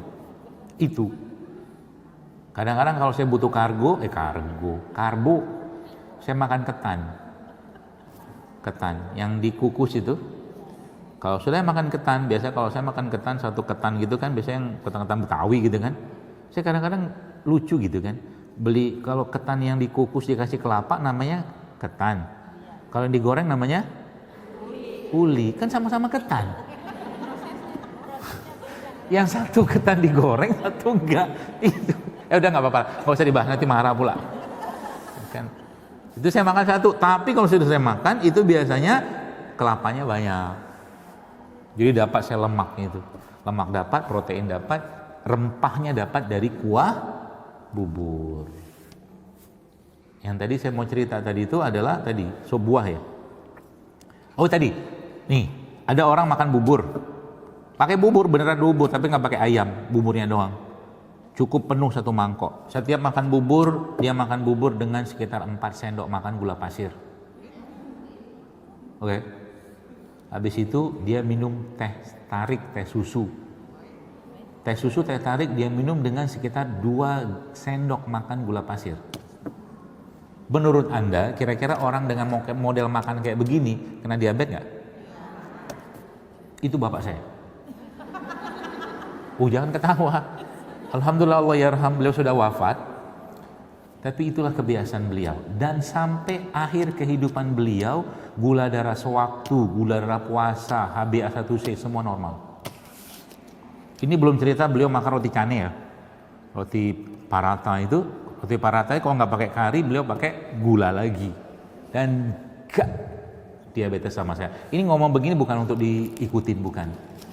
Karena saya tahu bagaimana jiwa dan hati beliau itu. Orang easy going banget. Gak pernah mikir banyak hal yang gak penting gitu kan. Kerjaannya kalau paling senang ketemu teman, cerita, ngobrol, itu obat. Makanya apalagi laki-laki. Jadi kalau laki-laki mungkin suami Anda di rumah ada banyak penyakit, sudah mulai ngeluh ini itu, suruhlah dia ketemu dengan teman-teman lamanya, suruh mancing, suruh ngapain, jangan dilarang. Ya tolonglah. Mau pergi mancing dipikir mau kawin lagi pula, kan gitu kan. Sudahlah. Curigai terus. Itu ayah saya. Tapi saya ngerti banget bagaimana Masya Allah tabarakallah ya, beliau begitu marah, jarang baper, orangnya asik-asik aja. Gitu loh. Jadi maksudnya itu sebenarnya poinnya ya. Jadi kembali ke tadi si sup buah tadi itu. Ambil air, kasih buah apel kek ya. Apelnya bagus. Sebenarnya aslinya apel yang ada sekarang itu kan banyak bahan kimia sintetiknya. Ya kan? Nah, kalau saya biasanya kalau makan apel-apel begitu, entah anggur atau apel segala macam, saya rendam dulu tuh. Entah kalau pakai cuka apel boleh, cuka apa boleh, segala macam rendam dulu. Supaya dapat crunchy-crunchy-nya. Ya, nanti buahnya masuk apa? Melon boleh, mangga boleh, nanas boleh, apa segala macam. Termasuk tadi itu nanasnya boleh nggak pakai nanas yang agak matang boleh. Cuma nanas agak matang itu kan gulanya tinggi. Itu maksudnya. Makanya saya bilang nanasnya jangan yang matang. Nanti daging nanasnya Anda infus aja kayak begini, masukin. Diinfus. Ya, masukin dalam air. Itu buah semua masukin tuh, ada buah naga, buah lemon, apalagi mangga, nanas segala macam. Yang mengkal-mengkal juga oke masuk situ. Termasuk juga masukin di situ apa? Kelapa tadi itu masukin. Bikin dia manis secukupnya. Ya. Kalau tadi di luar tadi, kalau buah-buah tadi biasanya di rumah saya kemarin beli apa gitu, kayak pengen makan anggur. Anggur itu salah satu buah yang paling bagus dalam sifatnya antioksidan, anti aging, anggur. Cuman anggur kan banyak kan yang sudah disemprot ini segala macamnya. Kayak kalau saya di JSR, misalnya di toko itu ada satu produk namanya PSB, siapin di rumah tuh PSB, pembersih sayur buah. Nyetok aja itu satu botol itu lama banget habisnya. Karena dia pakai satu mangkok gitu, satu baskom itu cuma setungkupnya itu. Semua Anda kalau mau apa-apa rendam pakai itu dulu. Apapun, sayur, buah segala macam, termasuk telur pun Anda bisa rebus. Rendam situ telur. Bagus dia buat mengikat itunya itulah. Nah, kembali ke itu tadi, sup buah tadi itu kan, air kelapa, kasih jeruk nipis, kasih garam, boleh kasih madu atau gula-gulaan yang tadi itu, ya. Udah enak banget tuh. Kenyang nggak? Kenyang. Beneran kenyang. Jadi akhirnya apa? Kita akhirnya fokusnya apa? Jadi selama Ramadan fokusnya kita ke protein, serat, sedikit karbo. Nanti yang terjadi apa? Badan kita akan pakai sisa-sisa atau lemak-lemak yang nggak kepakai di tubuh kita, ya. Protein dan serat yang sehat itu akan membuat tubuh kita di-renew lagi sama dia. Dan jangan berlebihan. Usahakan makan dalam porsi kecil dan jangan biarkan tubuh Anda kenyang berlebihan selama Ramadan. Gak oke. Berat di badan. Ya, makanya jangan sering-sering buka bersama. Ya kan biasanya makannya banyak banget tuh. Ya kan? Kalau buat keluarga sih oke lah ya. Kalau ada kumpul keluarga, maka Ramadan tuh kan aslinya bulan kita untuk kumpul-kumpul keluarga. Ya, jangan banyak-banyak. Karena kalau udah biasa sama, mohon maaf ya, kalau buka bersama apalagi di resto, ini nih coba aja lihat beberapa resto Ramadan full book. Betul kan? Saya bilang ngapain juga makan di luar? Harusnya masak di rumah. Itu loh. Seperti itulah. Karena emang banyak efeknya ya seperti itu. Jadi berarti makanan-makanan yang kita makan selama Ramadan apa? Makanan-makanan yang bisa memperbaiki sel-sel tubuh kita ya, protein, tahu, tempe, telur, daging, ikan. Hah? Susu boleh. Susu kambing. Susu kambing boleh, susu sapi boleh, tapi grass fed milk. Susu sapi yang sehat. Minyak zaitun ya, makan tuh Ramadan. Kan lemak semua itu, protein, serat dapat dari mana? Buah-buahan dan sayuran. Jadi nanti gambarannya begini, dalam satu piring Anda itu ya, Anda makan telur boleh, ada tahu di situ, ada tempe di situ, ada ikan di situ, dan ikannya diapain? Pepes. Tolonglah, boleh nggak digoreng? Ya boleh, tapi kan judulnya kita ngurangi minyak, karena kan kita sudah cukup banyak minyak. Terus ada sayurnya mungkin dikukus atau sayur bening juga nggak apa-apa.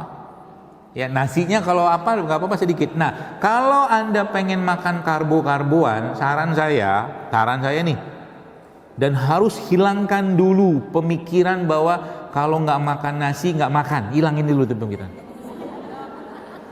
Tolonglah. Pilihannya apa? Saya kasih pilihan, Anda makan satu ubi yang bisa membuat Anda glowing. Wih, apa itu? Ubi ungu. Ubi ungu. Berarti ubi ungu itu bisa diolah? Bisa. Nih kalau mau pakannya karbo, misalkan Anda bikin ubi ungu, nih bayangkan saja. Ubi ungu dikukus, ancurin gitu kan, dibikin bola-bola. Dalam bola-bola itu Anda masukin misalkan irisan-irisan daging, irisan tahu, irisan tempe, irisan ikan segala macam. Makan itu 1-2 udah kenyang karena protein ketemu dengan karbo. Tapi karbonya karbo yang berserat. Atau kalau mau agak sedikit ada camilan, oke, bikin ubi ungunya, hancurin dia, cok itu, bikin bola-bola lagi segala macam, masukin di situ misalkan kurma di dalamnya, dipanggang di oven atau kalau enggak, pokoknya no goreng. Bisa? Bisa. Agak kurang yakin saya. Agak susah sih dok itu kan. Makanya menu-menu itu menu-menu itu nanti bisa ditengok di buku 114 menu saya itu. Nggak tahu di depan ada jual nggak? Kalau nggak ada jual ya pinjem lah atau lihat teman yang punya. Kan saya bikin buku tuh 100, itu ada menu pembukanya, menu itunya, bahkan menu penutupnya. Jadi ada panduan tuh. Dressingnya juga ada dan pasti sehat-sehat semua, termasuk kalau pengen makan roti, cari roti-roti yang sehat juga. Paling gampang tuh roti itu. Nanti beli yang sourdough atau roti gandum yang full serat.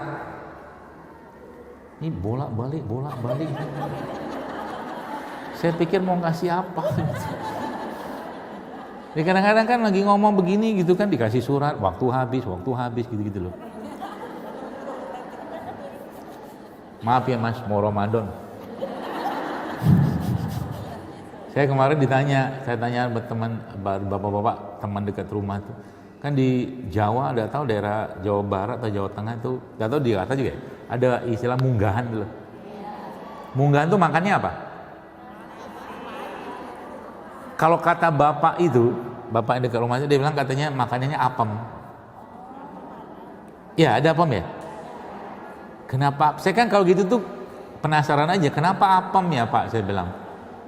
Kata dia itu, tapi jauh banget sih menurut dia ya. Karena itu diambil dari bahasa Arab. Afwan. Jadi apem.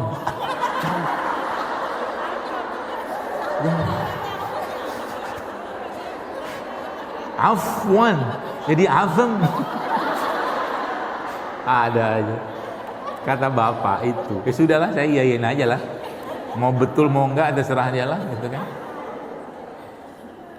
Nah gitu ya. Jadi tadi dok saya mau makan bolu waktu Ramadan, gampang. Sumbo ubi-ubi itu Anda bisa jadikan bolu, percayalah. Iya kan? Mau ubi celembu, ubi apa itu, bahkan ubi celembu tuh kalau dibikin kayak jadi bolu gitu nggak perlu dikasih gula lagi. Iya kan? Tinggal Anda oven aja situ, ya kasihlah baking soda apa segala macam biar ngembang dia apa segala macam gitu kan. Jadi bolu, makan bolu, bebas was-was. Gak ada gula, gak ada tepung. Mudah gak? Kayaknya. Coba aja lihat nanti. Tolong dipoto ya. Menu pertama Anda Ramadan nanti, tolong dipoto, di tag ke akun saya. Supaya menginspirasi banyak orang. Supaya saya tahu Anda bukan dengerin saja, tapi ngamalin juga. Amin. Insya Allah dok, insya Allah dengan berat hati. Kalau berat hati nggak usah, serius, nggak usah, gitu loh.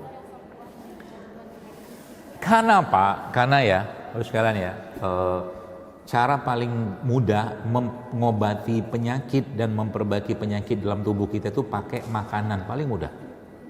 Ini saya belum cerita makanan-makanan yang nanti bisa membersihkan loh, kayak misalkan ada gula asam jawa, okra itu bisa ngikat plastik dalam tubuh kita.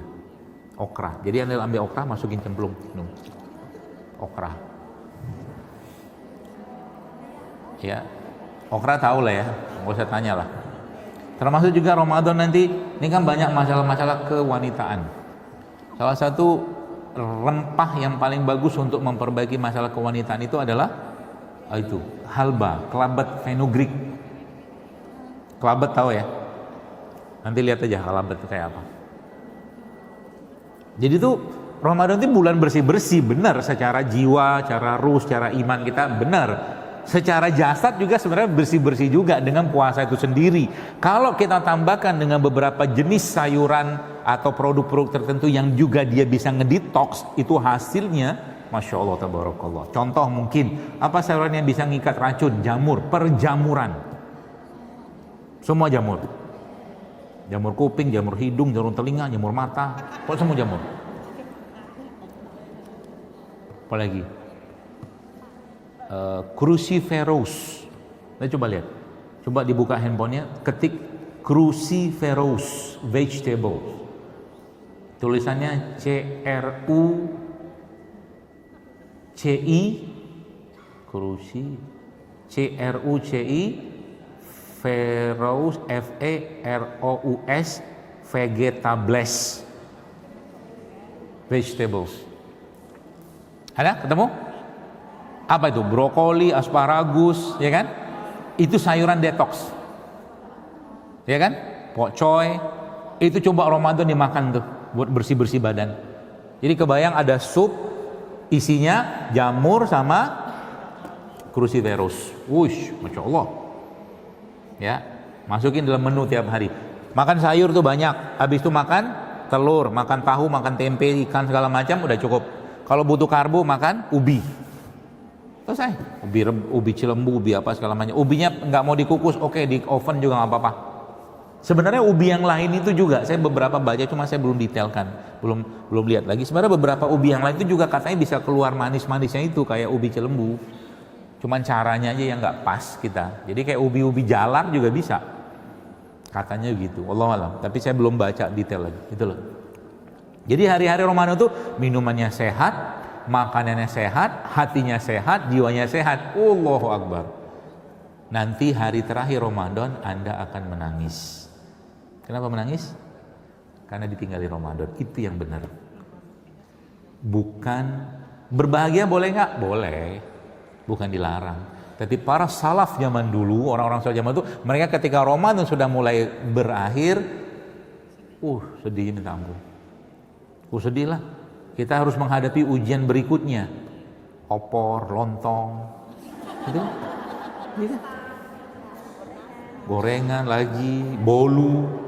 Makanya Anda mungkin nggak pernah berpikir ya, atau belum berpikir, kenapa makanan-makanan di Idul Fitr, di Syawalnya kita itu kebanyakan makanannya manis.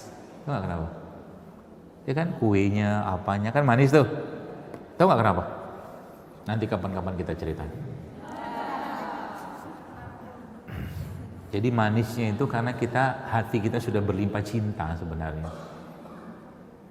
Hati kita sudah bersih, sudah lapang, sehingga kita meminta jiwanya itu dengan tadi makanan-makanan yang manis, istilah filosofinya gitulah. Tapi tetap di situ juga ada ancaman yang tidak baik buat kesehatan kalau dia berlimpah dengan gula. Ya.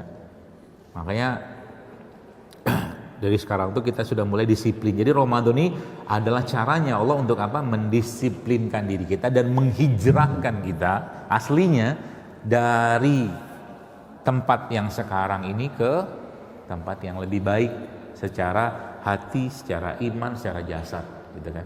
Makanya berubahlah. Ya, sayang kalau nggak berubah. Alhamdulillah, persis jam 11. Ada pertanyaan? Nggak? Nggak usah lah ya. Belum tentu juga saya bisa jawab. Belum tentu juga diamalin.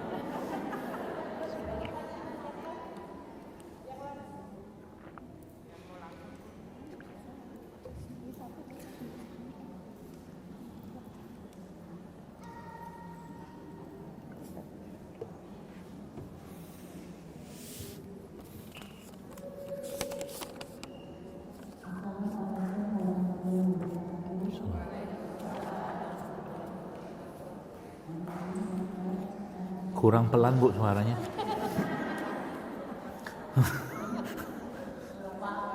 Oh iya, mau puasa ya.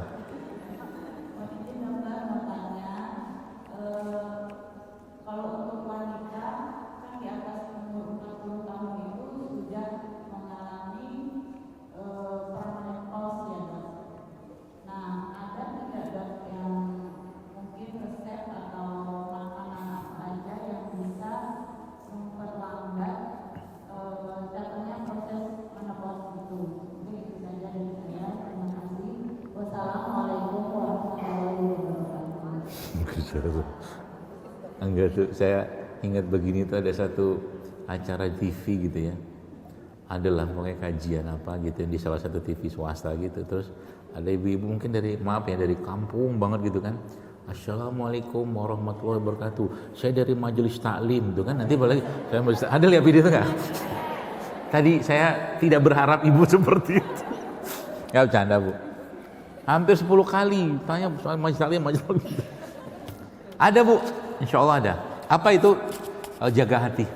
Perempuan itu cepat menua kalau dia kehilangan fitrahnya dia sebagai manusia yang penuh dengan kasih sayang.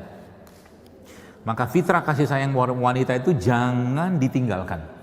Apa fitrahnya? Ngurusin suami, ngurusin anak, masak. Jadi sebenarnya Anda tuh kalau tema tentang masuk surga, 3 kuncinya sebenarnya.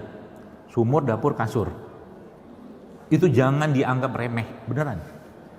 Disitulah letak kasih sayangnya seorang ibu atau wanita yang dia bisa tumpahkan di situ. Jadi kalau saya tanya apa resepnya supaya saya nggak aging, coba aja lihat, coba ingat ibu-ibu kita, nenek kita itu mereka tuh bisa lama hidupnya gara-gara apa? Karena mereka hidup dengan cinta, hidup dengan kasih sayang. Itu aja jawaban aslinya, beneran. Makanya kalau Anda masih bisa masak, masaklah gitu loh. Kalau Anda masih bisa nyuci lah. Kalau masih bisa nyapu rumah. Karena itu pekerjaan hati semua. Yang itu akan menghidupkan hati dan menumbuhkan kasih sayang. Satu. Terus berarti lawannya apa? Jangan itu ya, jangan baperan. Jangan baperan. Perempuan tuh kalau dia keluar dari fitrah dia sebagai seorang kan rahim. Anda itu punya rahim. Rahim itu namanya Allah. Asmanya Allah kasih sayang. Kan gitu kan? Maka kalau perempuan kehilangan fitrah rahimnya dia, maka dia sesungguhnya sedang keluar dari fitrahnya dia, dari kasih sayang tadi itu, ya. Sehingga tadi pekerjaan bagian yang dilakukan itu, apapun itu, kayak masak, nyuci, ngurusin suami, ngurusin anak, gitu kan capek, apa-apa. Nah, capek. Suami Anda capek nggak? Sama capeknya, bahkan lebih capek dia dan lebih besar tanggung jawab dia daripada Anda. Benar? Gitu loh. Jangan suka banding-bandingkan. Kalau udah masuk ke bandingan itu penyakit, ya. Nah, kemudian berarti apa? Ya hatinya dijaga. Makanya banyakin istighfar aja. Saya pesan kepada Anda semua sebagaimana pesan Nabi kita SAW, banyakin istighfar. Kata Nabi kan, yang hadis tentang banyak wanita masuk neraka segala macam itu kan salah satu nasihat Nabi kita SAW adalah perbanyak istighfar. Maka banyakin istighfar aja. Lagi kesal, astagfirullahaladzim, astagfirullah. Terus sedekah. 2. Terus adakah herbal-herbal atau apa yang bisa memperlambat itu? Kalau non herbalnya olahraga. Salah satu di sini adalah resistance training tadi itu. Latihan beban. Jadi saya kemarin lihat video mungkin ada seorang ibu-ibu tua gitu, wanita tua mungkin ada 70 tahun umurnya itu kayak di video itu ya. Dan itu real gitu kan, saya lihat pakai tongkat jalan. Terus akhirnya dia pergi latihan beban, pergi ke gym segala macam, ada pelatihnya perempuan juga di hati, ajak pegang begini. Terus tongkatnya lepas. Karena ototnya dilatih gitu kan. Otot adalah investasi anti aging paling mudah dan murah, bahkan gratis otot. Makanya latih otot mulai sekarang. Ya. Kalau bisa Anda di rumah ada pull up bar atau mungkin push up atau plank atau squat atau minta beli barbel gitu. Bikin sendiri juga nggak apa-apa, minimal pakai tadi air itu investasi otot paling bagus dan mencegah penuaan dan termasuk apa dengan urusan menopause itu. Ini banyak kalau dijelasin sampai sore nggak kalau salah. Ya. Kemudian apa lagi? Syukur saya bisa jawab ya, alhamdulillah. Yang berikutnya apa? Yang berikutnya makanan-makanan yang kira-kira bisa mempercepat itu. Paling tersangka utamanya adalah gula olahan. Semua jenis gula olahan itu mempercepat aging. Tepung, ya tepung terigu, gula pasir, makanan proses, ultra proses food, itu semuanya mempercepat aging. Termasuk ya bahan-bahan sintetik lah, itu seperti itulah. Itu kan berarti ini do and don't-nya. Sekarang do-nya apa? Minyak zaitun oke. Chia seed oke. Fenugreek tadi halba atau kelabet itu juga oke. Kunyit juga oke. Ya. Madu juga oke, termasuk royal jelly, bee pollen, ya itu semua produk lebah itu bagus buat perhormonan. Kemudian apalagi yang buat dia perkunyitan juga, perimpangan itu juga bagus, termasuk juga tadi apa tuh ya, namanya itu fitoestrogen. Beberapa jenis kacang-kacangan itu bagus sekali buat menyuplai estrogen secara dia berasal dari tumbuhan. Contoh apa? Bengkoang. Makan tuh bengkoang. Bengkoang tuh salah satu tanaman, kalau menurut saya yang organik, dia kan nggak banyak disemprot ini kan. Dia juga buat masker oke gitu kan. Bengkoang semuanya beberapa jenis kayak kacang-kacangan, kedelai. Tapi kan kedelai sekarang banyak yang GMO, jadi hati-hati aja. Cari kedelai yang organik, kedelai lokal, atau mungkin kacang hijau juga boleh. Itu juga mengandung fitoestrogen. Duh, komplit tuh jawabannya. Ya, yang paling bagus apa? Tenang, gak usah khawatir bahwa Anda akan menopause. Pasti menopause, tenang aja. Iya kan? Iya. Tinggal tugas kita, terus gini loh, kadang-kadang kita itu kan tema tentang makanan, minuman kayak begini itu kan kadang-kadang kita ketakutan banget, terutama tentang produk anti aging.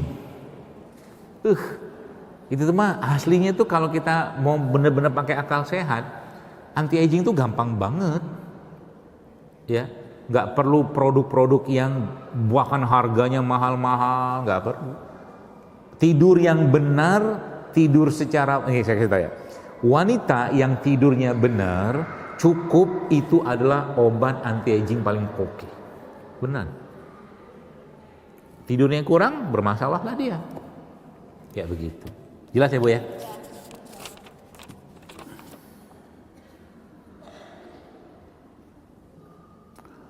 Ustaz, saya memiliki penyakit hipoglikemi. Hipoglikemi itu gulanya rendah ya. Dan hampir 60% populasi yang ada setahu saya itu kondisinya hipoglikemi. Tanda-tanda orang hipoglikemi itu apa? Gampang lapar. Kan pernah saya jelaskan di sini waktu itu tentang orang yang kena asam lambung itu loh. Orang hipoglikemi biasanya selain dia gulanya rendah, biasanya yang lain juga rendah. Tensi rendah, tiroid rendah, betul kan? Kalau orang udah kayak begitu, maka nih saran saya, jangan pernah melawan takdir. Contoh mungkin karena orang hipoglikemi, maka dia juga akan hipotensi. Orang yang hipotensi dengan satu paket dia hipoglikemi, maka jangan ikutin tekanan darah normal sebagaimana yang dilihat, nggak usah. Artinya apa? Dengan tensi dia 90/70 misalkan, dia sudah bisa beraktivitas. Justru malah kalau jadi 120 itu buat dia nggak normal. Gak usah dipaksain. Yang penting adalah bagi orang-orang hipoglikemi adalah, ini di luar kita bicara konteks puasa dulu ya, adalah dia mengasup karbo yang cukup untuk ngasih tenaga dan tidak berlebihan. Jadi orang hipoglikemi itu karena darahnya rendah, gula darahnya rendah, maka dia akan sering keliengan. Itu berarti sarannya apa? Ya sering-seringlah makan makanan yang mengandung gula tapi yang sehat. Paling gampang tadi apa? Ubi-ubian. Ya paling gampang, atau kurma-kurmaan. Ya itu. Berarti kalau puasa gimana? Kalau puasa saran saya orang hipoglikemi cari ketika sahur nih misalkan ya, pertama ikhlaskan, pasrahkan, tawakalkan, minta ridho kepada Allah dengan puasa tadi, supaya pikiran tentang hiponya itu tidak mengganggu puasanya. Minta pertolongan pada Allah agar dikuatkan jasadnya.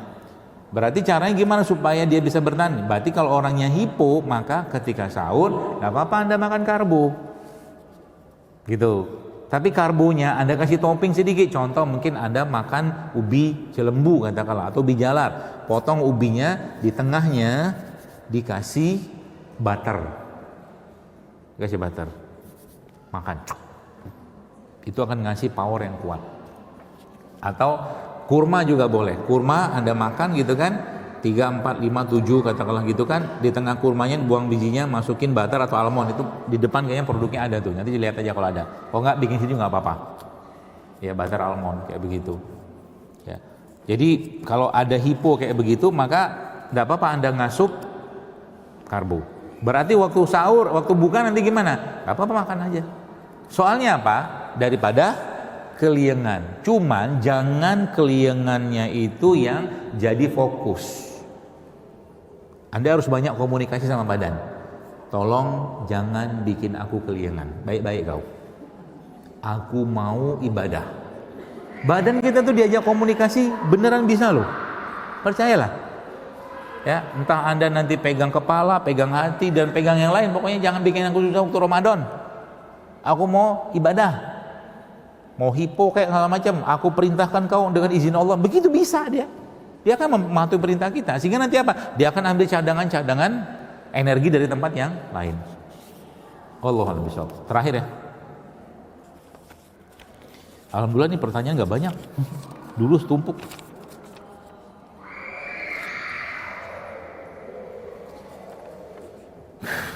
Susah baca tulisannya. Pakai pensil soalnya.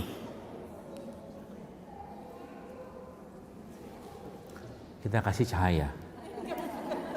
Wah, baru kelihatan.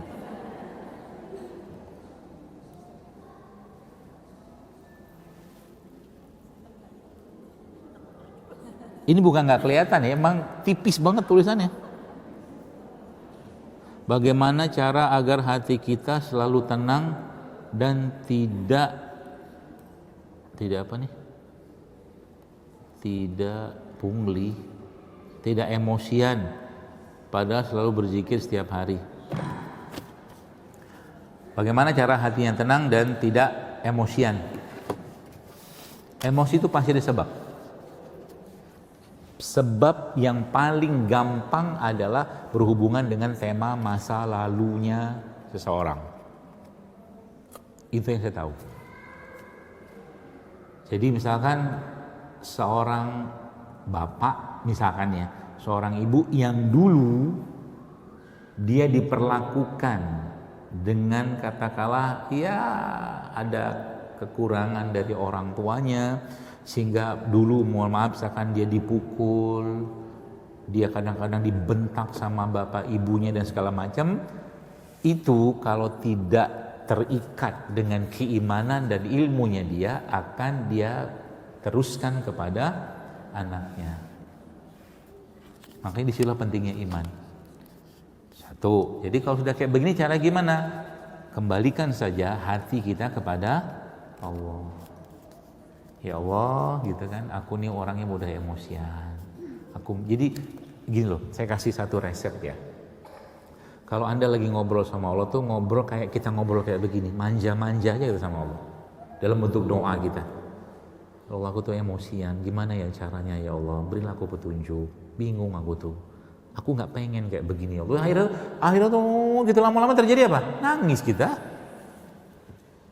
Kayak Allah sedang di depan kita, zat Allah yang maha besar itu, dan kita lagi ngomong dengan Raja penguasa langit dan bumi itu, Masya Allah sekali.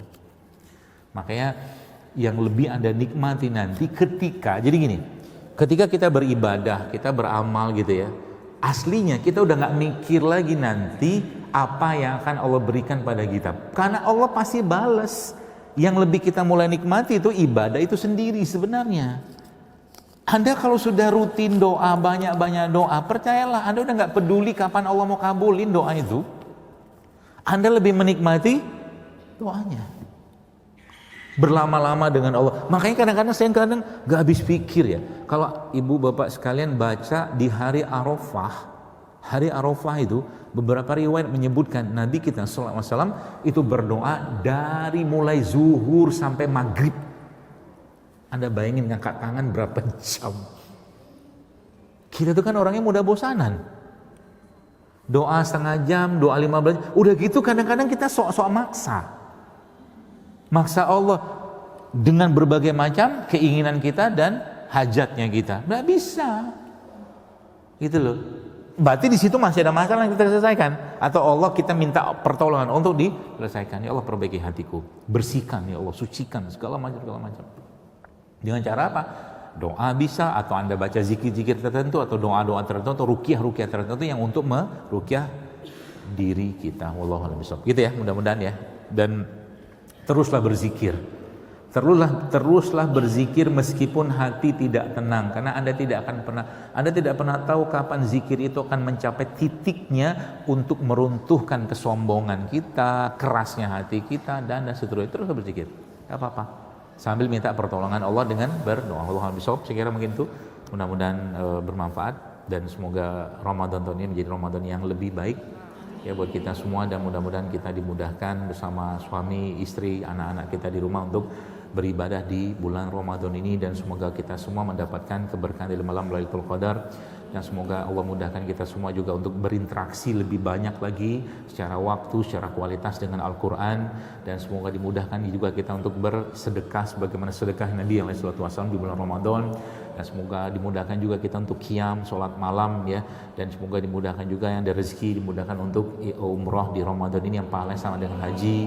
Yang belum haji semoga tahun ini Allah mudahkan untuk berhaji ya, dipanggil untuk berhaji, dan semoga Allah maafkan kita, ampuni kita, dan Allah tutup semua kekurangan kita, kesalahan kita, aib kita, dan semoga Allah wafatkan kita dalam husnul khotimah.